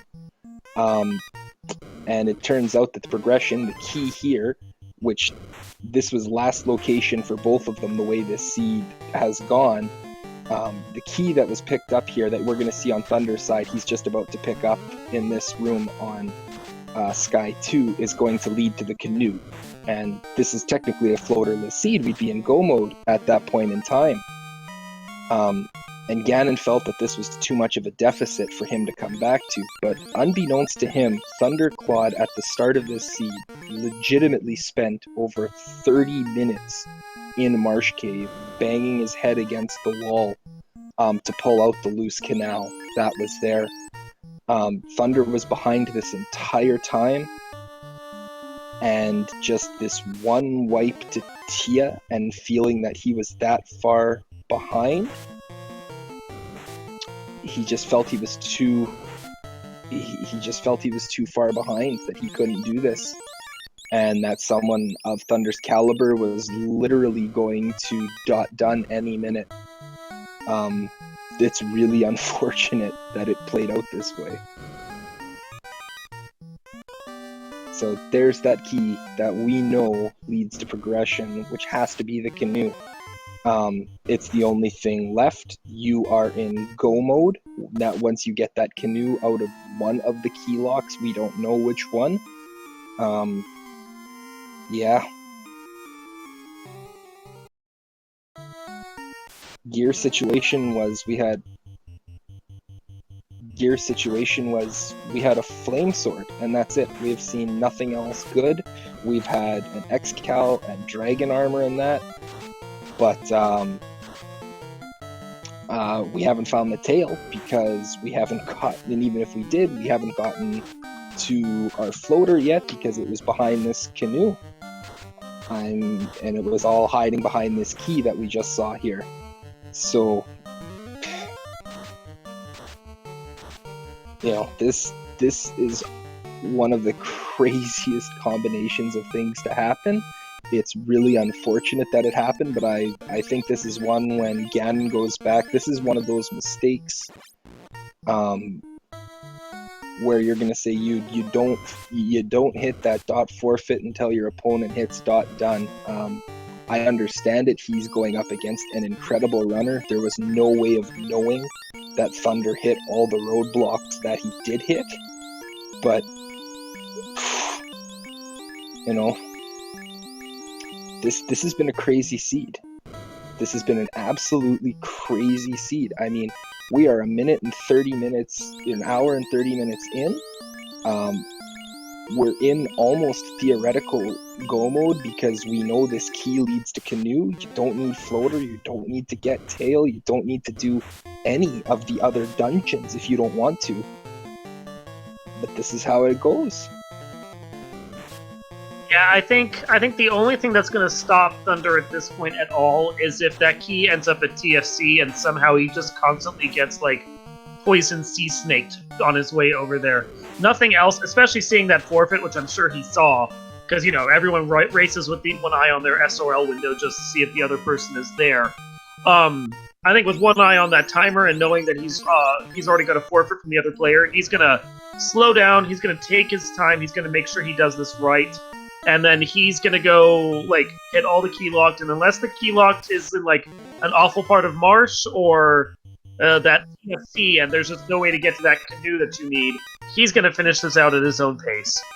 Yeah, I mean, for his poor sake, this is probably so going to end up with that canoe being back at his most famous Marsh, and he's going to have horrible, horrible PTSD about it. I mean, yeah. But even before we get to that, Thunder's going to be in the exact same boat that Ganon's Gone Wild was in. He's going to be fighting Tiamat here.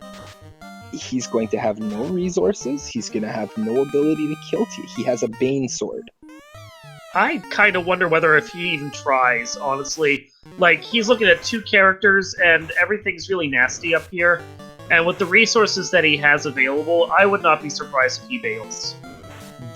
Crab Cakes, I'm 99% sure that Bane sword was in Earth, and that Ganon's Gone Wild had it. Or at least saw it. Because he's checked every single chest. So I don't know who he had it on that he didn't use it or didn't have the opportunity to use it. Mm-hmm. Well, and you also have to know that it's actually usable against Tiamat. I think it's a 16 or 18% chance, so it's not a high chance, but considering how many rounds of combat he suffered through there, like, that could have decided that battle for him. You roll it enough times, it'll hit sooner or later. Jeez, with how long that battle was going, that Bane sword could have landed on Chaos. Yeah. It could have landed 3 times over on Tiamat, honestly, with the percentage that it has. It's not as good a percentage as Brack, but it's still not a bad percentage. Especially after, especially after you're seeing, this is real smart. He knows or he's checking the rest of the chests here. I thought he already did check these because he had the key. No, he checked the bottom right one where he got the key and then decided to jump to the next floor. This is what happens when I'm busy taking notes on the side. That's alright. We want to thank Dark Moon here jumping in. Joining me here in the booth. For those who want to hear the sweet, sweet dulcet tones of Gregory Pop, he's going to be calling a match over on SG1 that's going to be starting in about 20 minutes because the man's a machine and does everything. Yeah, I think that's the Asher versus... I think he said Xeno match. Sonny, thank you. Yes, that's the one. That is the 1 versus 16 match that'll be starting just after 12. Just after 12, I believe. After delay gets going, we'll be looking around 12:15 start time. That'll be a spicy one. Asher's going to be out for blood because he wants to improve his.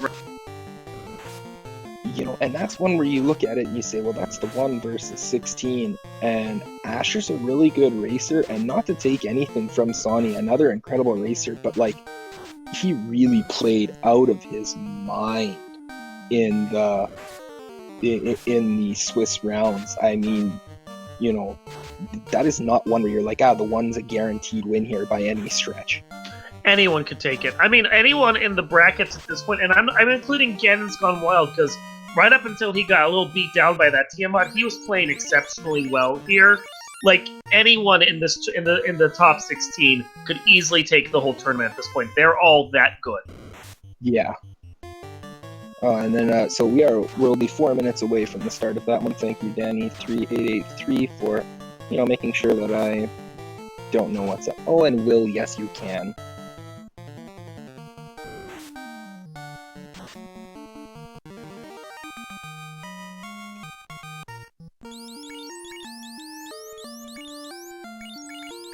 So here we go. We're going to see now. This is going to be interesting because Thunder is in, like we were saying, is in the same situation. Where how are you going to deal with this Tia? We saw it's got pretty decent absorb. You don't have a great deal of offensive damage coming out. Bane.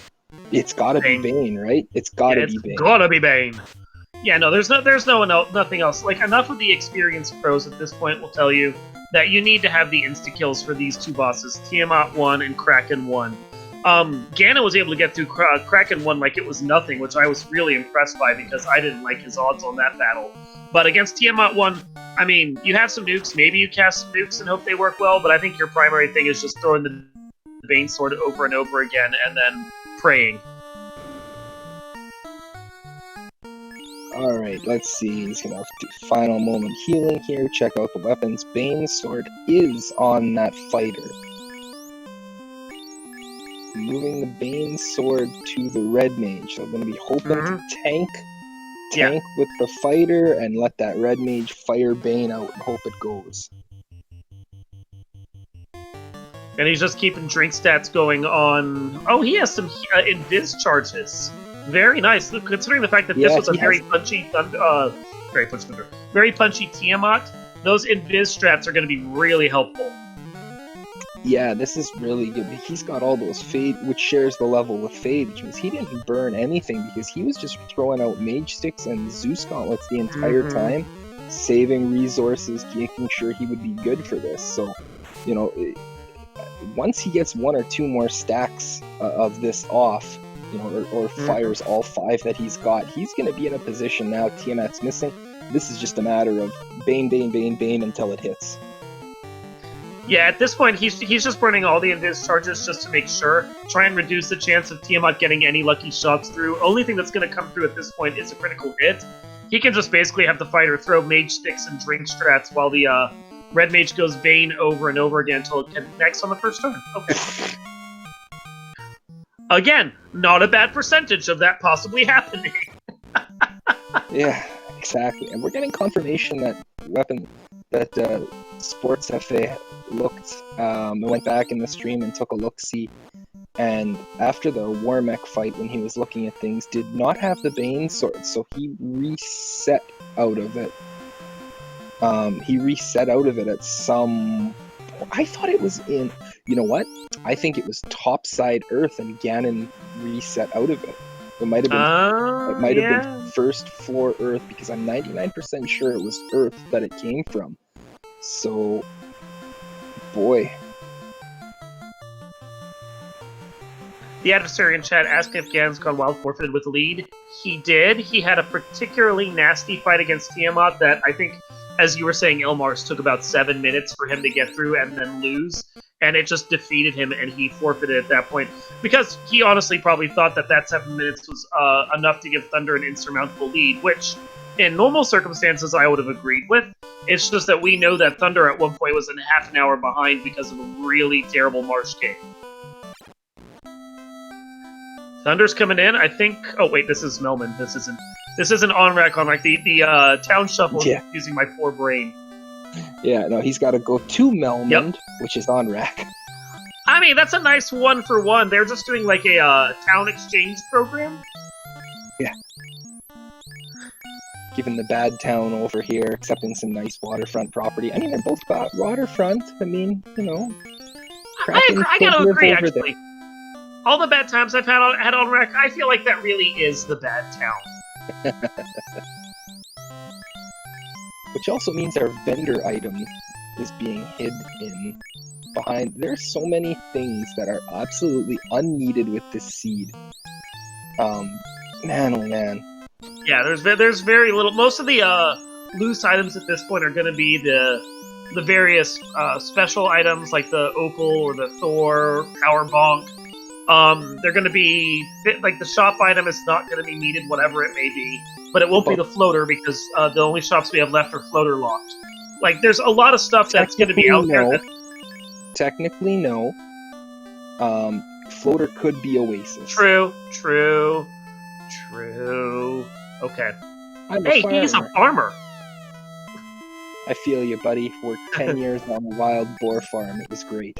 Do we need to do like with temp job dwarf over at FF Final Fantasy IV? Do we need to have that now rotate to various jobs? Yeah. So you worked on a wild boar farm? Yeah, straight up. My family owned a wild boar farm. We had it for 10 years. Nice. It's fantastic. I just in October I finally had wild boar meat. That is some really good meat. Yeah, they're fantastic eating. Super cute when they're babies too. And then not so much later. Yeah, then they get tusks and really weird fur and stuff. Boars get mad when you shoot them. Yeah, they tend to get very angry. I can tell some unpleasant stories about having to deal with some very ornery ones. So with that sky orb that he lit, technically Thunderclaude has just finally caught up to Ganon's Gone Wild. As you can see from the timers, just shy of 20 minutes later. Yeah. Yeah. So, like... It could have been about 8 minutes. All he had to do was go and get the key, and then decide if you want to try and clear out Tiamat again, or just bounce back out. I think at worst he might have sacrificed 10 minutes of that lead, and probably still would have been 10 ahead. He would have had to go back and do Sky later, one way or another. I'm going to bet I don't think he would have taken out Tiamat without Veins, but I think, in all honesty, he wouldn't have been like that far behind. Wow. Okay, so That's convenient. First lock that we checked is the canoe. Thunder can be in go mode anytime he wants now. He is in go mode. He's got it. He's officially in go mode at this point. But for gear, I mean, he may want that tail so that he can decide. Like he's in effective go mode, but he may not want to be yet. Canoe at 144, totally normal. Agreed. Ugh. He's gonna check the rest of these locks as well. He wants to find something. I guess this is one of those situations where if you find Matha, you're not worried about looking for tail, because then you don't have to do any other dungeons. The rest are all gonna lead to whatever, right? They're all gonna lead to your bonk items and such. Yeah, but he can frankly do whatever he wants at this point. 2-man with this fighter red mage for as long as he wants and not worry about it. All he has to do at this point, whether it's 20 minutes from now or 2 hours from now, all he has to do is finish the seed, because he just has to not forfeit to take the win. So he is probably going to take his sweet time at this point, hit all the incentives he wants to get, all the gear he wants. You see, he's checking lock chests that he might not have checked otherwise if he felt pressure. And he's just gonna go to town. He's just gonna do what he wants. Yep. Go around, check here, check there, look here, look there. You do have a canoe, that's right, you can dock now. I know it's probably really weird that it's an hour and 45 in and you're like, wait, I can get off on these tiles now. This is the craziest seed all around, just in every regard. The amount of... I can't imagine what would have been going through Thunder's head when he looks at SRL. This is a glorious tile. The lightning trees and the squints aren't, but that up until that point, this looks great. Ooh, and high end existing across the board. Yep.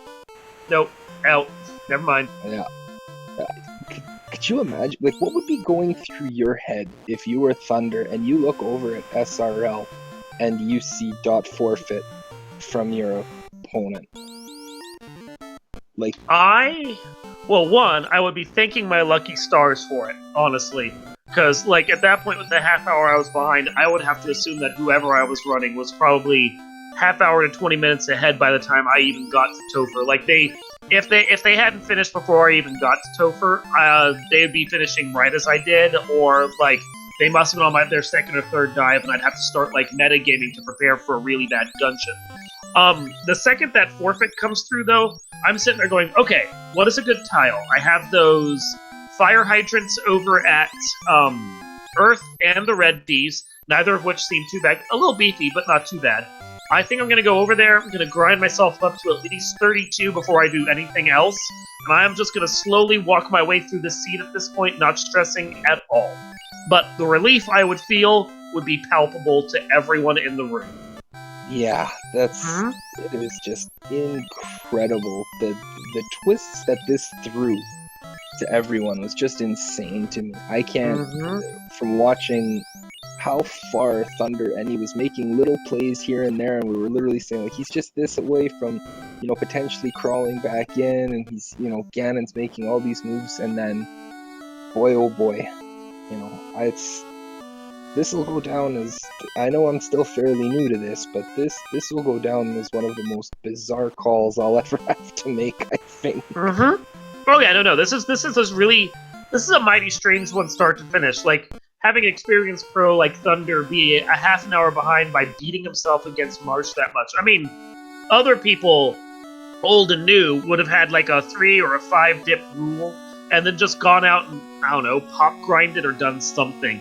Like, faster just to go do that than to stick around. But he beat it through, and I mean, probably felt giant relief when he made it through it, but it's also that thing of, was it worth it?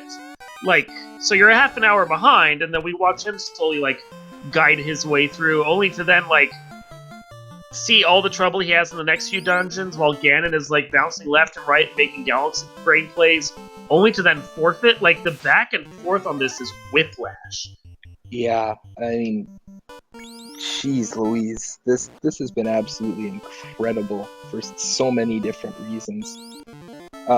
I assume at this point, Thunder's just gonna go and take care of the Fiend dungeons here. I don't think there's gonna be any checks for. I don't see him doing ice or ordeals or waterfall or anything. I would think he's just gonna clear out. Hope for gear here. Gear. That's going to be his deciding factor. What shield does he want? He does. I think he has an opal shield and the dragon, so if he gets the tail, he'll be good with that. What swords does he want? Does he really want the Mozumun? Will he live with the Vorpal where he knows it's at, and the X-Cal that he has now when he finally class changes? How many ribbons does he feel like he needs to have?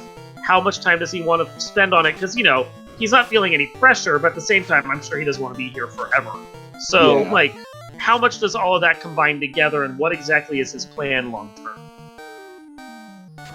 Yeah, I'm sure he's feeling like, if whatever I can do to just get through. In terms of equipment, we've got 1 ribbon, we've got an X-Cal,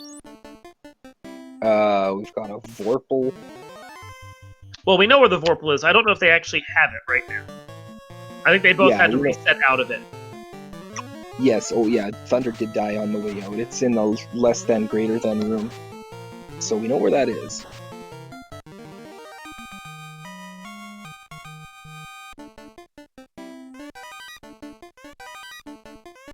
So, checking out the armory here. Ooh, a second ribbon. And a sun sword. Sun sword. Now the math starts to change a little.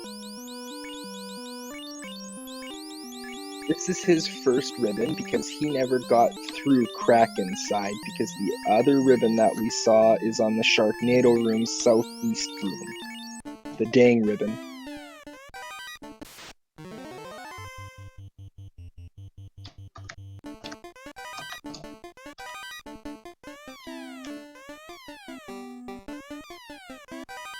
Adding that to my notes, we have it for later. And there's another ribbon right there. Both other 2 ribbons were sitting here in Armory, so we now know where all 3 are. I don't know if Thunder did see that 3rd ribbon, where that potential 3rd ribbon. I don't know that it matters to him now. Yeah, I doubt it. I mean, yeah. Well, by the time he gets back to Sea Shrine, I'm sure he's going to be in straight go mode, won't even care anymore.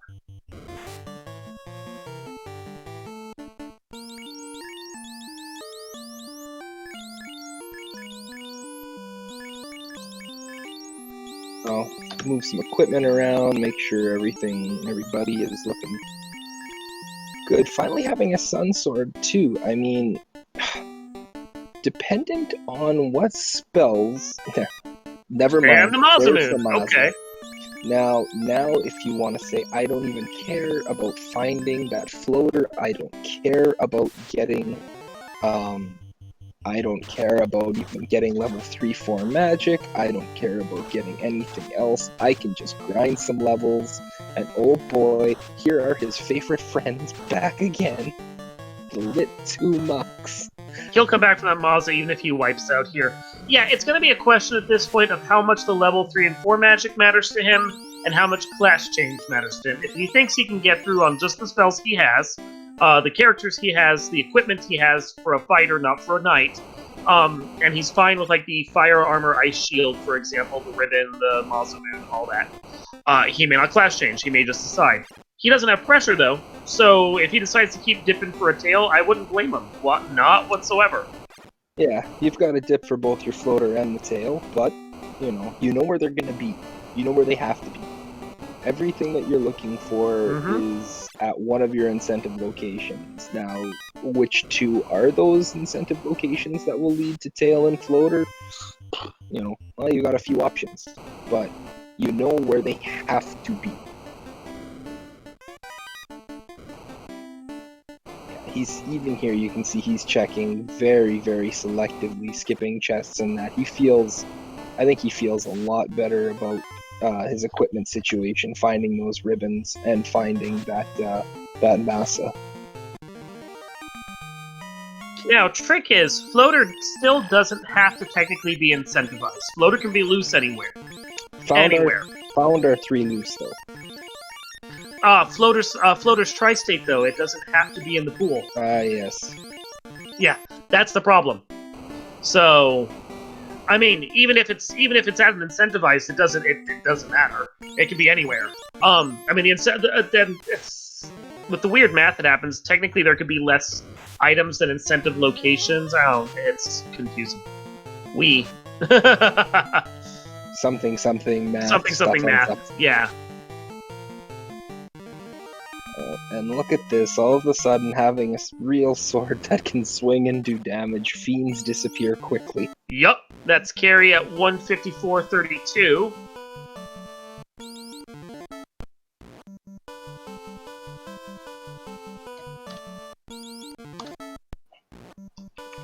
So now we're going to make our way back to the Melmond area, which is really on rack, and be able to take care of Kraken.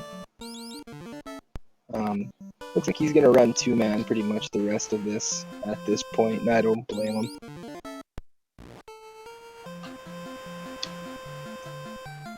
Yeah. Just for fun.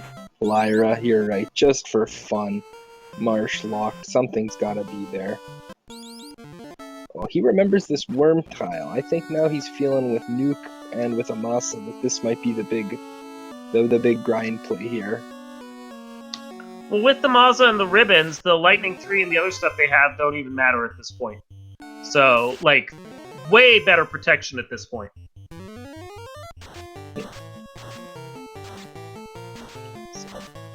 Yeah. Well, they're dying to 380, so that's good to know. And instead of doing like 150 a pop with those Lightning 3s, they're only doing 30 or 40 now. That's much better. And a Sun Sword. That's right, he's got a Sun Sword on that Red Mage as well, so it can actually pump out some decent melee damage as well. This will be a pretty quick grind. Well, if you want to get out your worm Agamafax, now would be the time, chat. I have a feeling we may be here for a bit. Would that be Worgamafax? Yeah. Eggo worms, I don't know, whichever combination you want to go with.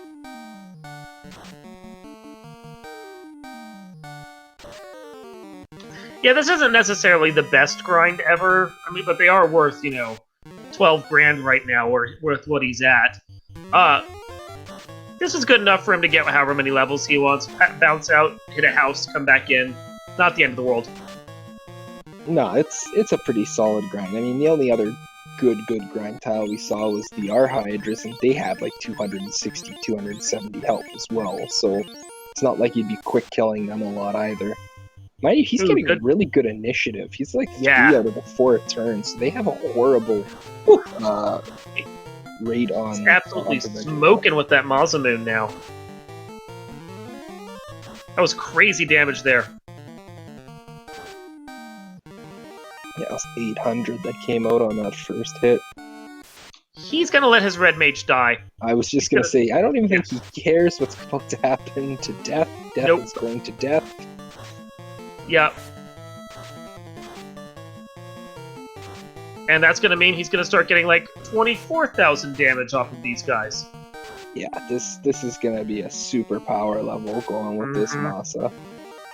This might be a straight to 50 at this point. He's gonna bounce out, probably house up, and then go back in.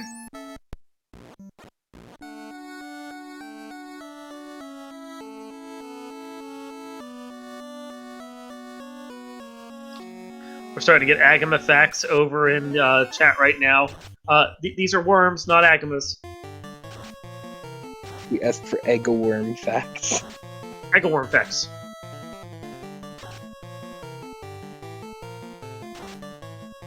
So it really wouldn't surprise me if he just goes all the way to 50 at this point to feel 100% comfortable in being able to walk through the rest of it.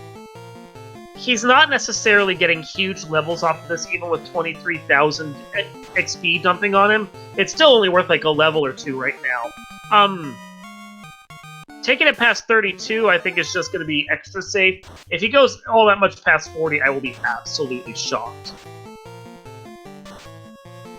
Yet again, the zero pressure, he probably wants to make sure that when it comes time to finish out. True. Probably the worst thing he would want to feel is that, you know, I have to come back and I have to, you know, I do a grind, or I have to do a grind again afterwards because I get bounced from some horrendous tofu. Oof.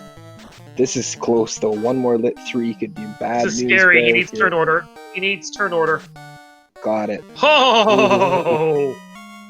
Woo! Lucky duck. Question in chat. Question in cat. Question in chat. Did Ganon's Gone Wild freeze? No, Ganon's Gone Wild .forfeit with a half-hour lead, unbeknownst to him. This seed was absolutely bizarre.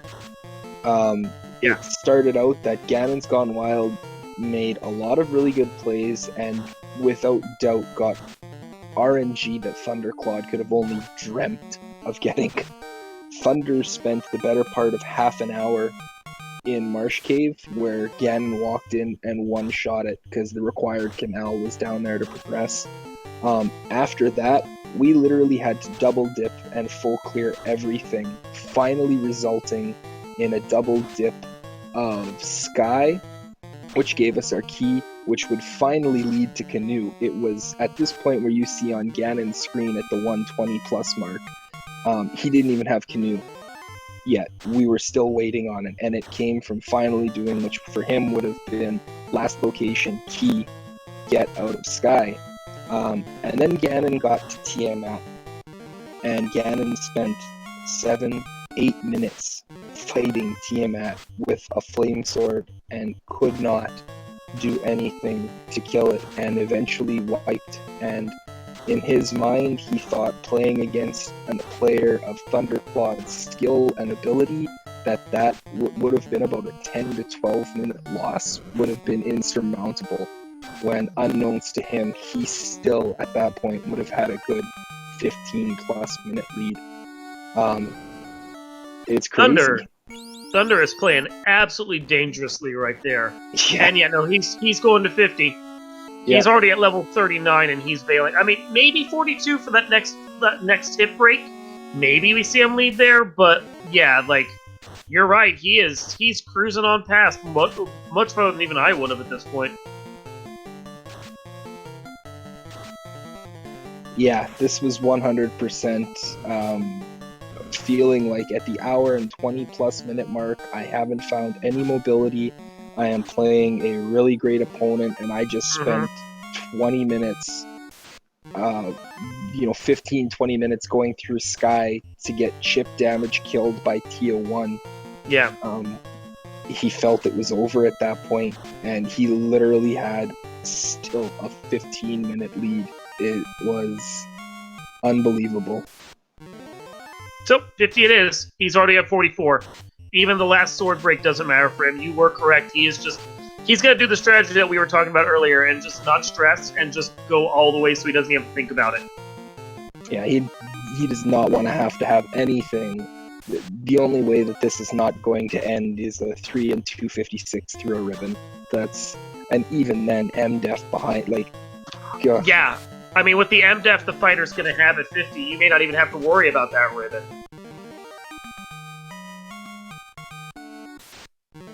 I love how he is absolutely pushing this to its absolute limits, where if he gets multiple lit 3'd, there's a chance he dies, and sure, he has to just reset and do it again, and it's not a big deal, but he's, like, really living it on the edge about how much Very much damage so. he can take. But again, don't have to worry about it. I mean, whatever. So you got 49. Are you going back in for that last one, Thunder, or are you just going to finish it? Nope, you're out. Okay. He's done. That one last level he's not going to have. Doesn't want to make it too easy, I guess.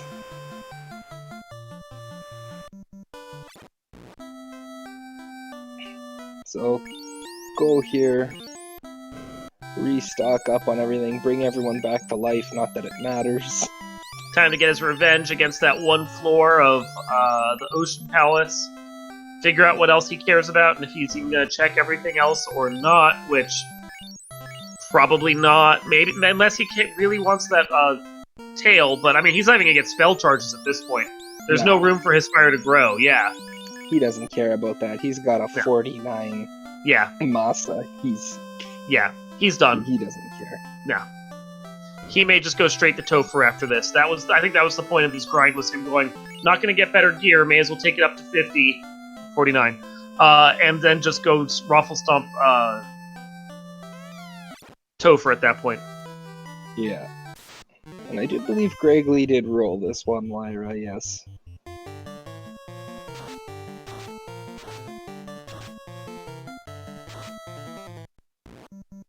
He doesn't like the fact that people died. He's gonna reset and try this again. You know what? That's actually smart.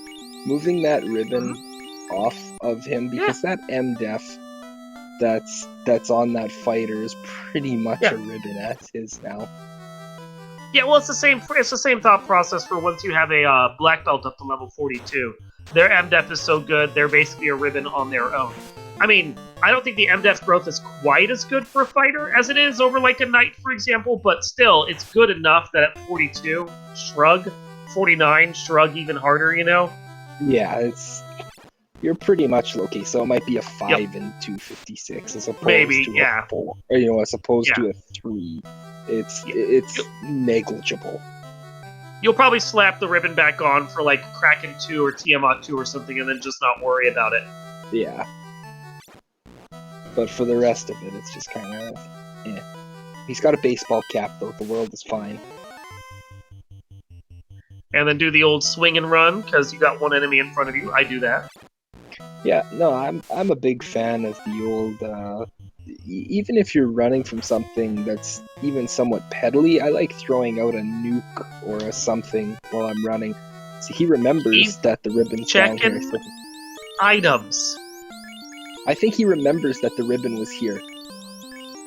Okay. I mean, that if he didn't, that was a great move right there. No, because I think I think he had originally picked it up the first time he came through. Yep. And then ended up wiping on actually Kraken's floor, if I remember correctly. So I think he did clear it.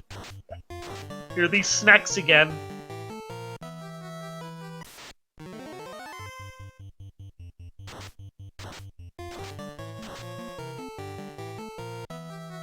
So we're about to, if you like Kraken, and you like seeing Kraken, deal out damage, you may want to avert your eyes.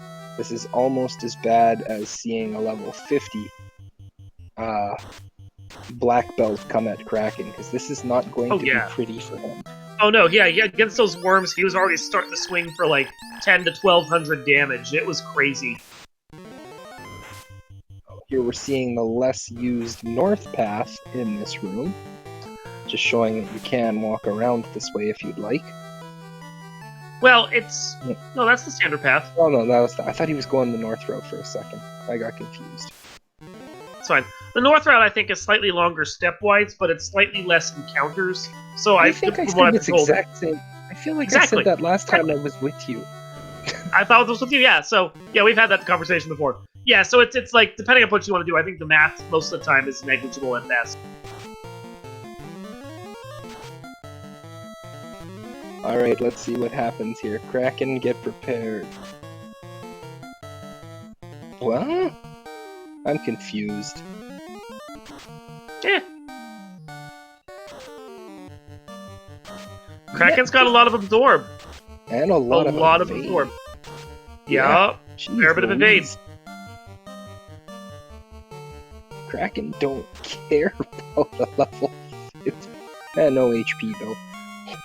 Now, Temper is available to them, I think. I'm double checking that right now. It might be. I don't remember what slots are available to the Black Mage at level 6, but it is at level 6. If he can learn it, then that would help him out. That would help around the absorb that he's got. He may be picking up some extra levels for his other people. Or he feels really bad about that fighter being only 49. He said, you know what? Get right there, I need it. Yep.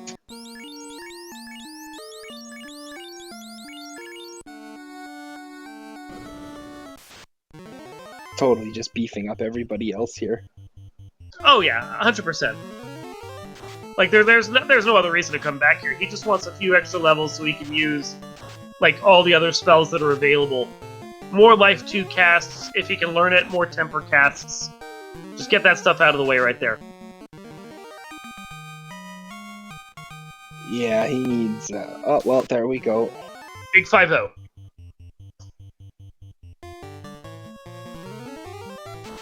It's gonna burn off. Good to note, they did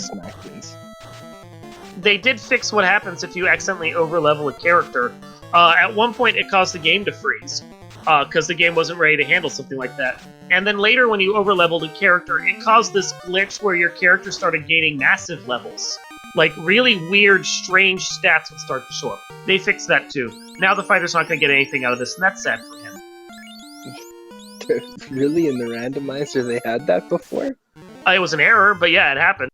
Oh, that's fantastic. So you could be like a level 99 with 6 bagillion damage? Well, it still said level 50, but what it did was it started, like, massively spiking certain stats. And so, like, I think someone, like, managed to get, like, a fighter that was swinging for, like, 20 hits base because of how weird everything happened. It's really strange. See, now I kind of want to see what would happen if a black belt would have gotten that crow. Ugh. Also, another fun one that I think they fixed at one point was when, in Tavern mode, if you revived a nun that didn't have a class assigned to them, you could actually start leveling them, and that caused really weird errors too. They fixed that as well. Making games work properly. What's the fun in that? That one was a game-breaking one. You could get some really, like, ugly stats on them that would have been, like, obscene even by black belt standards. When the nun swings for 10,000 damage. Mm-hmm. So Kyros is saying that Black Mage does indeed have Temper, so he's just getting charges of that. Get in charge of that, get in charges of Cure 4, get in charges of Life 2. That's what he wants at this point. Yeah, I definitely did see in that when he goes down to nuke there, he's 100% has Temper sitting there. I'm just the tracker, I just pay attention to what's at the towns. That's it, yeah. See, right there. Did you see it come up quick? No, because I wasn't paying attention. Oh, man, I'm trying to help I'm you. just the tracker! It's not like paying attention is important. I listen for the little ding-a-ling that tells me an item has been found, and I go and see what's at the towns. I'm good. That doesn't happen when people are grinding. Who cares? Exactly. Whatever. You can see the fighter no longer has that ribbon on him, but he's a massive beef shield at this point. So he's even just shrugging off those spells and doesn't care. He's taking ribbon-like damage.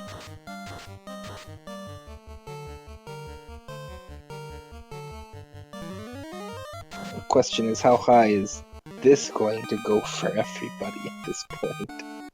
Maybe 30s.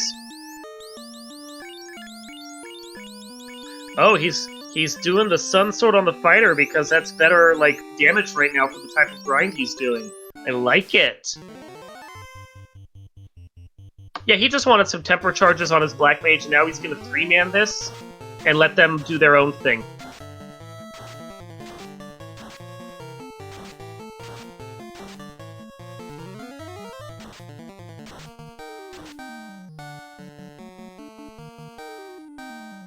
Again, no pressure. Nah, whatever you feel like doing, that's what you do in this situation.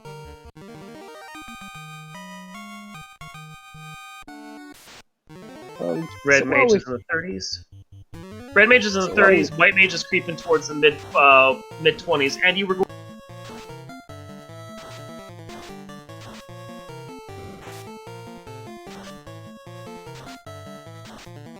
Ilmar, sorry to cut you off there. No, I was just gonna say, while we're kind of doing this, this would be a good time for anybody who's interested in joining and learning this. You know, if you want to learn more about this randomizer, about this community, or all the incredible people behind it, please feel free to join this Discord. Make sure you're following Speed Gaming. We have a lot of matches. This is the playoffs. This is where it all starts to come together. You know, this is going to be one heck of a tournament.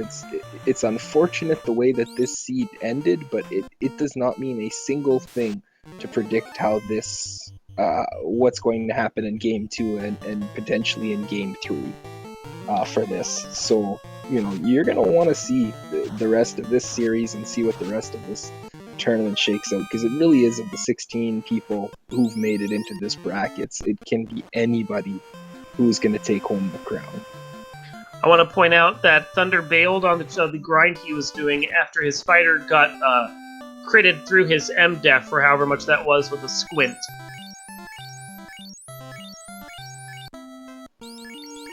Because the way no matter what, even if he's level 50, the way Thunder's RNG has gone this game, yep.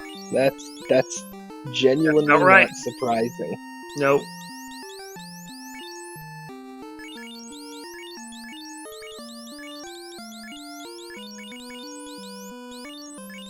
And considering he's resetting his weaponry at this point, I think he's probably done with his grind. Yeah, this looks like it's go time here. It's time to finish this thing off, put it to bed, put me to bed, put you to bed, you know. Make sure I remember to check off that C orb, because he did that. He is now good to go, probably, to finish this out. Just wander straight up to Topher and be done with it. Yeah, but first, picking up the very, very essential spell of Lamp. It is needed. If you don't have it, you probably won't win. You never know what happens after dark. He walks for a second to the ship and realizes, oh right, I don't have the airship. I don't need this right now. Okay. So I mean, if you're playing these flags, are you genuinely thinking you're gonna go floaterless in this? Like, no. Really? Like, no. So at 12:16:03, Thunder has finally entered the Temple of Fiends. But no, to answer your question, I don't expect to go floaterless in these kinds of seeds. The likelihood of the seed laying out like this, especially with the town shuffle on, leads me to think it's not going to happen. But I mean, it did. First one of these I got to commentate and track on. It happened. yeah. It's one of those things. Sometimes randomizers are gonna randomize. There's nothing you can do about it, you know? And Thunder knows that very, very well from how this seed started for him. He hit every negative thing you could possibly hit.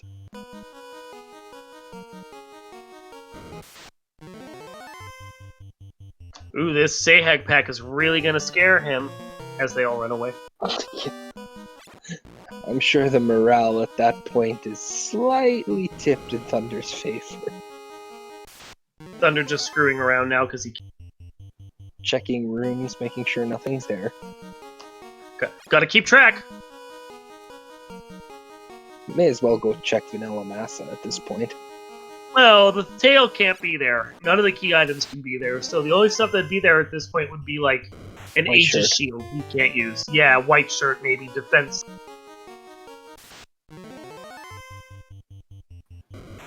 Yeah. This has been absolutely just a bizarre seed in so many ways, both in the way it laid itself out and the way it played out. It's just been very weird. Give him cake. Delicious, delicious cake. Ah, Lich didn't want to eat any.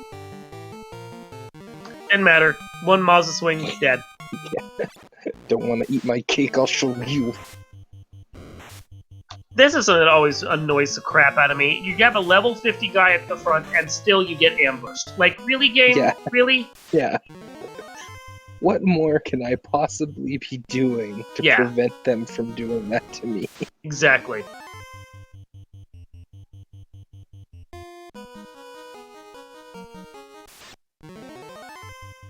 You know it gets really bad if that was a thief in the front, a level 50 know, thief, right? and it's gonna get Yeah. ambushed. Thus proving that luck stat still does nothing.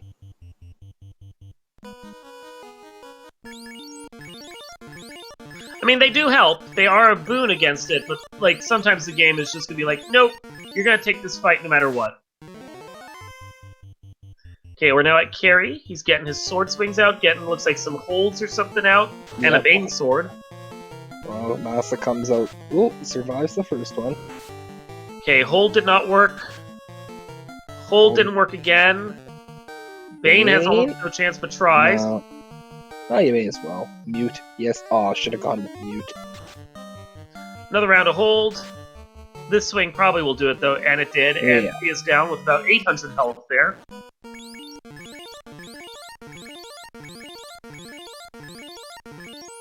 Showing some Good. respect to this floor and healing up. Not a bad move, considering how Yeah. nasty the seafloor can be. Sometimes you feel like this floor is as much as a fiend as the fiend itself. Well, it's so long, and in the vanilla game it has so many unrunnables because of all those dang waters.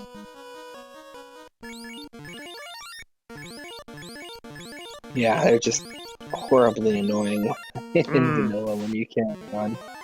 Yeah, Thank God for unrunnable shuffle. Sometimes it doesn't matter. sometimes it doesn't matter. Well, and the benefit of unrunnable... Woo! That was a spicy hit. That will be a, after I'm done here, I will probably cure for the fighter hit kind of hit. Yeah. Or not, no, gonna use heal up his pot. resources. Wow. Okay. I mean, I can see the reasoning behind it, but... God forbid you get into a little bit of a drawn out fight with either. Oh, oh, we're checking. Are we? We're We checking. are too. We're Fantastic. checking! He's memeing! First, the mascot of the other tournament that's going on right now wants to make an appearance and say hello.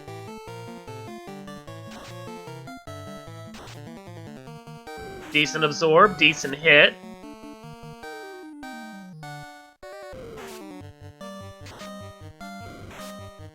Whew. Meh, he's got life too. Whatever. Come on, Red Mage! Boo! Prove your worth. Dodged. Oh, yeah, 4 for 4. Oh, come on. Aw, I was really hoping that heal staff would crit somehow.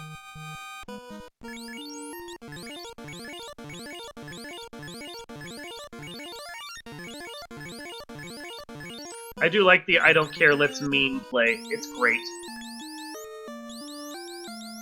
At this point, you know, whatever.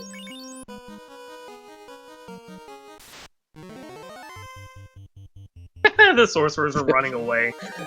Love it. I always find that entertaining when you get in a fight and the creature, he doesn't remember where it is. Who comes down here? Like, really? Yeah. But I always find it entertaining when a creature ambushes you and then runs away. I love It's that like, too. "Yeah, We're gonna mess you up. Oh, never mind. My bad, man. You're not the man I was looking for. We're gonna show you, Bifleen. Get him, guys. Oh man, he's big. Let's leave him alone. Get him. I'm just gonna be over here. You guys got this, right? Yeah, you're lucky, punk. It's I my friend's sick, and I gotta go help him. Yeah, that's right. also love the way this game is like, you can't run, you can't run, you can't run, and then all the enemies run away. Yeah. Massive giant sword right there, yeah! He's gonna use it! May as well. He spent all that I time earned to it. go get it. That's right. Yep, I earned it, I'm gonna use it now.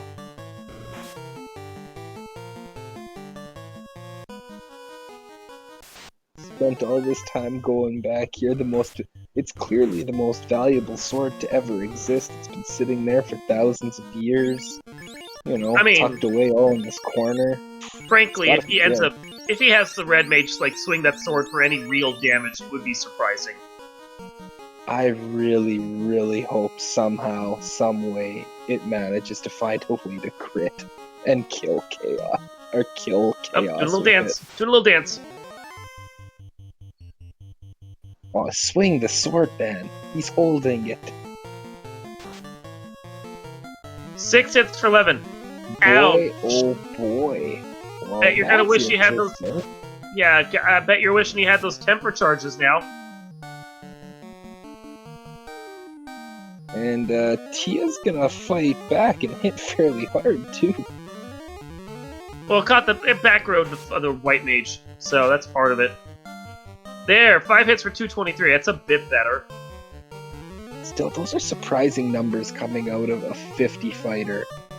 A lot of absorb, a little bit of evade. That's a very 5 for absorby. 5. Yeah, very absorby. Now, just think about this and put this in context for a second. Imagine if this was going on in a race situation. Really, you're not going to be 50. You're not going to have, and you would have to fight this legitimately with a party of all 30? No, it's doable. You have a party of 30, but you're going to have a party of 30 where both your red and your black mage are going to be like mid-20s, low 30s. And you've got Lock 2, and you have Temper. And, presumably, if it's bad enough, you've gone and looked for the floater to get fast as well. I don't think it's going to be a problem. I don't think it's going to be a problem at all. Yeah. Still, man, oh man, that's still a little scary. Oh! Yes, the super victory lap! Thank you for this.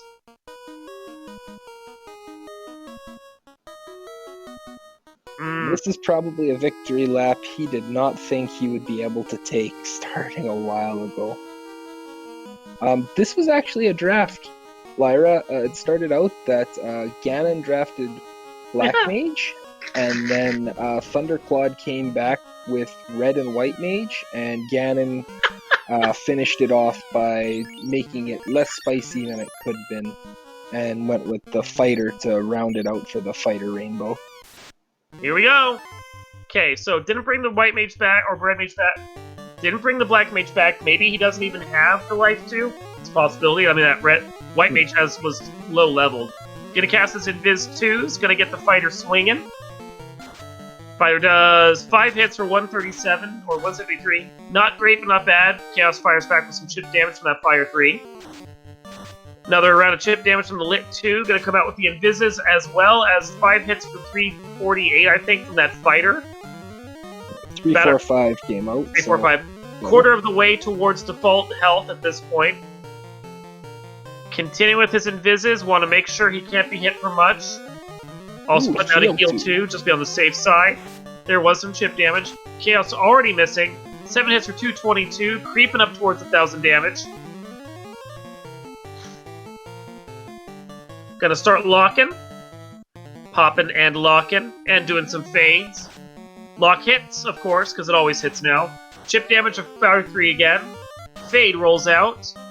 220 damage. We're up above 1,000 now. 6 hits for 20 something is going to be another. We're at 1200-ish. Quad X is going to do nothing. Lock 2 comes out again, making that Chaos even easier to hit. 7 hits for 403. The Lock 2 is actually doing its job now. Mute looked ineffective. But you know. Good try. Good. If it hits, you're happy to have it. Try out for the Mutes again. Ineffective. And ineffective. And a Sword Swing. 7 hits for 402. Really start to like seeing that. He's really starting to crank in that damage. I think he's up over 1,500 at this point, maybe close to the 2,000 mark. Unfortunate turn order. He was hoping for some sort of darker ink to come out, but there we go. If Chaos was above standard health from the game, it was only by a hair. That is some GGs right there. 2 hours, 27 minutes, 52 seconds. Thunder has successfully beat this really nasty seed. Wow. What a seed in every way possible. This was bizarre. This was crazy. This had so many twists and turns. Oh, he's doing the Sun Sword on the fighter because that's better like damage right now for the type of grind he's doing. There we go. Sorry, I had to click off his music right there so we didn't hear him. Now we're just going to see if we can get him in for an interview after all of that mess. He's had 15 minutes to cool off at this point. Yeah.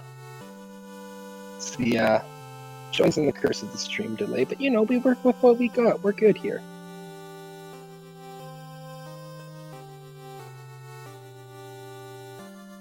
Thunder, GG's.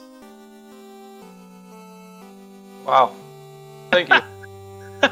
So I know Ilmar has like all kinds of questions he wants to ask, but I think the first question we have like at the tips of our brains, tips of our tongues, top of our head, how did you feel coming out of that march? I felt really good. I thought I had a solid lead. There's no way that my opponent didn't spend about 40 minutes trying to get that canal out of Marsh Cave. So I just felt good the whole time. Oh, I'm sure. So what were your real thoughts? Yeah, no, that was terrible. I honestly thought about forfeiting it at about the 30-minute mark and just saying this isn't worth my time, but apparently, I guess Ganon's Gone Wild hit some similar roadblocks that made him feel the same way a little bit stronger than I did. Ilmar, do you want to explain what happened since you've done it so far? Yeah, so this is bizarre because, brutally honest, Ganon had about a 30-minute lead on you at the time that he dot forfeit, and he had no clue. Oh, wow. The way the seed played out, I mean, you didn't get Canoe, you didn't get anything done until you both ended up last locationing second play into Sky to pull that key, which eventually led to Canoe for you to be able to get any mobility. Ganon went through, did not get the Bane Sword, reset out of Earth Cave, which was, you don't know this, but Tia 1 had a gigantic amount of Absorb, and all he had at that time was a Flame Sword. He ran out of magic charges, and he sat there firing puny Flame Sword hits, and Zeus Gauntlets, and Mage Sticks, and anything he could, trying to whittle down chip damage. Probably did about 600 damage over about an 8-minute fight, and unfortunately wiped to Tia 1, and thought to himself that that was too much of a lead, or too much time spent being an hour and 22 in, not having Canoe, not having any ability to find anything, and losing what would have been about a 13-minute tower dive. Oh, man. That's really unfortunate, but wow, that's just crazy. Yeah, it's one of those stories again where, you know, one person saw all the nasty in one place, another person kind of got through without too much. But yeah, that's just really unfortunate that he felt that. I guess that kind of worked against him, you know. If he would have saw the nasty and thought, okay, my opponent's hitting this too, I'm not forfeiting after this Tia wipe, you know, it might have changed his mindset there. but him getting through that marsh cave easily, he probably thought I did too, and that I was kind of just with him. Yeah, he saw nothing. Like, he one-shot How did he? Marsh. Okay, just keep going. Yeah, he one-shot Marsh. There was nothing. He didn't see. I don't think he saw lit 2 out of those mucks once. Oh He my got lord. He got first turn runs. He got first turn initiative. High rolling his fire 2s. Like, it was an absolute night and day different Marsh between you and him. That is insane that he didn't see anything, because it was not only those, it was the the squint crawls and the werewolves had something too. I can't. Oh, Rub. Yeah, Rub he and saw. Lightning Paralysis too. touch on Dead Pack. Yeah, he did see the squint out of the crawls. Oh. Didn't hit once. I Did almost not land got out. once. Yeah, I almost got out about 10 minutes earlier than I actually did when I was down to a solo red mage on the final floor walking out. Then I got one arachnid that just decided, oh yeah, here's Stone Touch, by the way. Yep. Yep. Yeah, there was Lightning 2 Mucks, Squint Bones, Gaze Rub, Lightning 2 Werewolves, Stone Touch Arachnids, Cremate Crawls, all of them in that one dungeon. It was near It was impossible just to get insane. through that without seeing an encounter that had something bad. Mm-hmm. I'm surprised he had the lucky enough turn order to miss all of it his first try. Miss or just not have it hit him. Yeah. It was crazy. Yeah, like, I legitimately don't think he saw Lightning 2 out of anything. Like, and the other thing that seemed to be giving you issues in there was the scorpions and the gargoyles were hitting fairly hard, but he spent a few dollars and bought copper bracelets, so anytime he was getting any sort of physical attack against him, even that minimal absorb seemed to be more than enough to pull him through. Yeah, I did consider that too. I was like, man, not having armor is really hurting right now. I should have bought wood and some copper, but yeah, it's fine. I felt like what was killing me 90% of the time was not the gargoyle hits and the scorpions.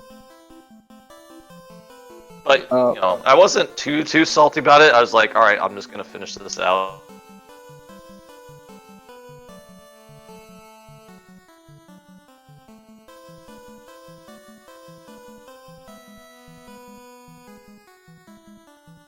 I think, and I saw him forfeit. I was like, okay. Yeah, that was my next question. What exactly were you thinking? Like, what in God's name have I missed here? Like, how has this gotten worse than what I've seen? Like, what was Well, running through your honestly, head? it kind of what played out was I assumed he wiped a ton in Marsh Cave, and then he had a deep wipe in a Fiend Dungeon, and it just kind of pushed him over the edge, is what I thought happened. But, guess a little bit not so much that case, except for the wipe in the Fiend Dungeon part. So Marsh aside, this seed was very bizarre in the way it laid out. I mean, you don't expect to go floaterless. You don't expect the last item canoe to be able to put you in go mode when you have everything else and every other dungeon is useless.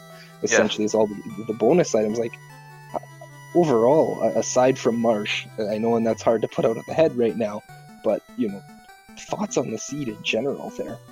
It was very bizarre, and I got super annoyed with how much I had to take my boat around the world, but it was like, yeah, because it's not often, like you said, you get Floros, but the fact that you get all your go mode items before canoe, it never really crosses your mind that, oh, I got all my go mode items, I can go. Wait, no, I'm carry blocked, I don't have a canoe. Like, that's never the Fiend that seems to be blocked in go mode, you know?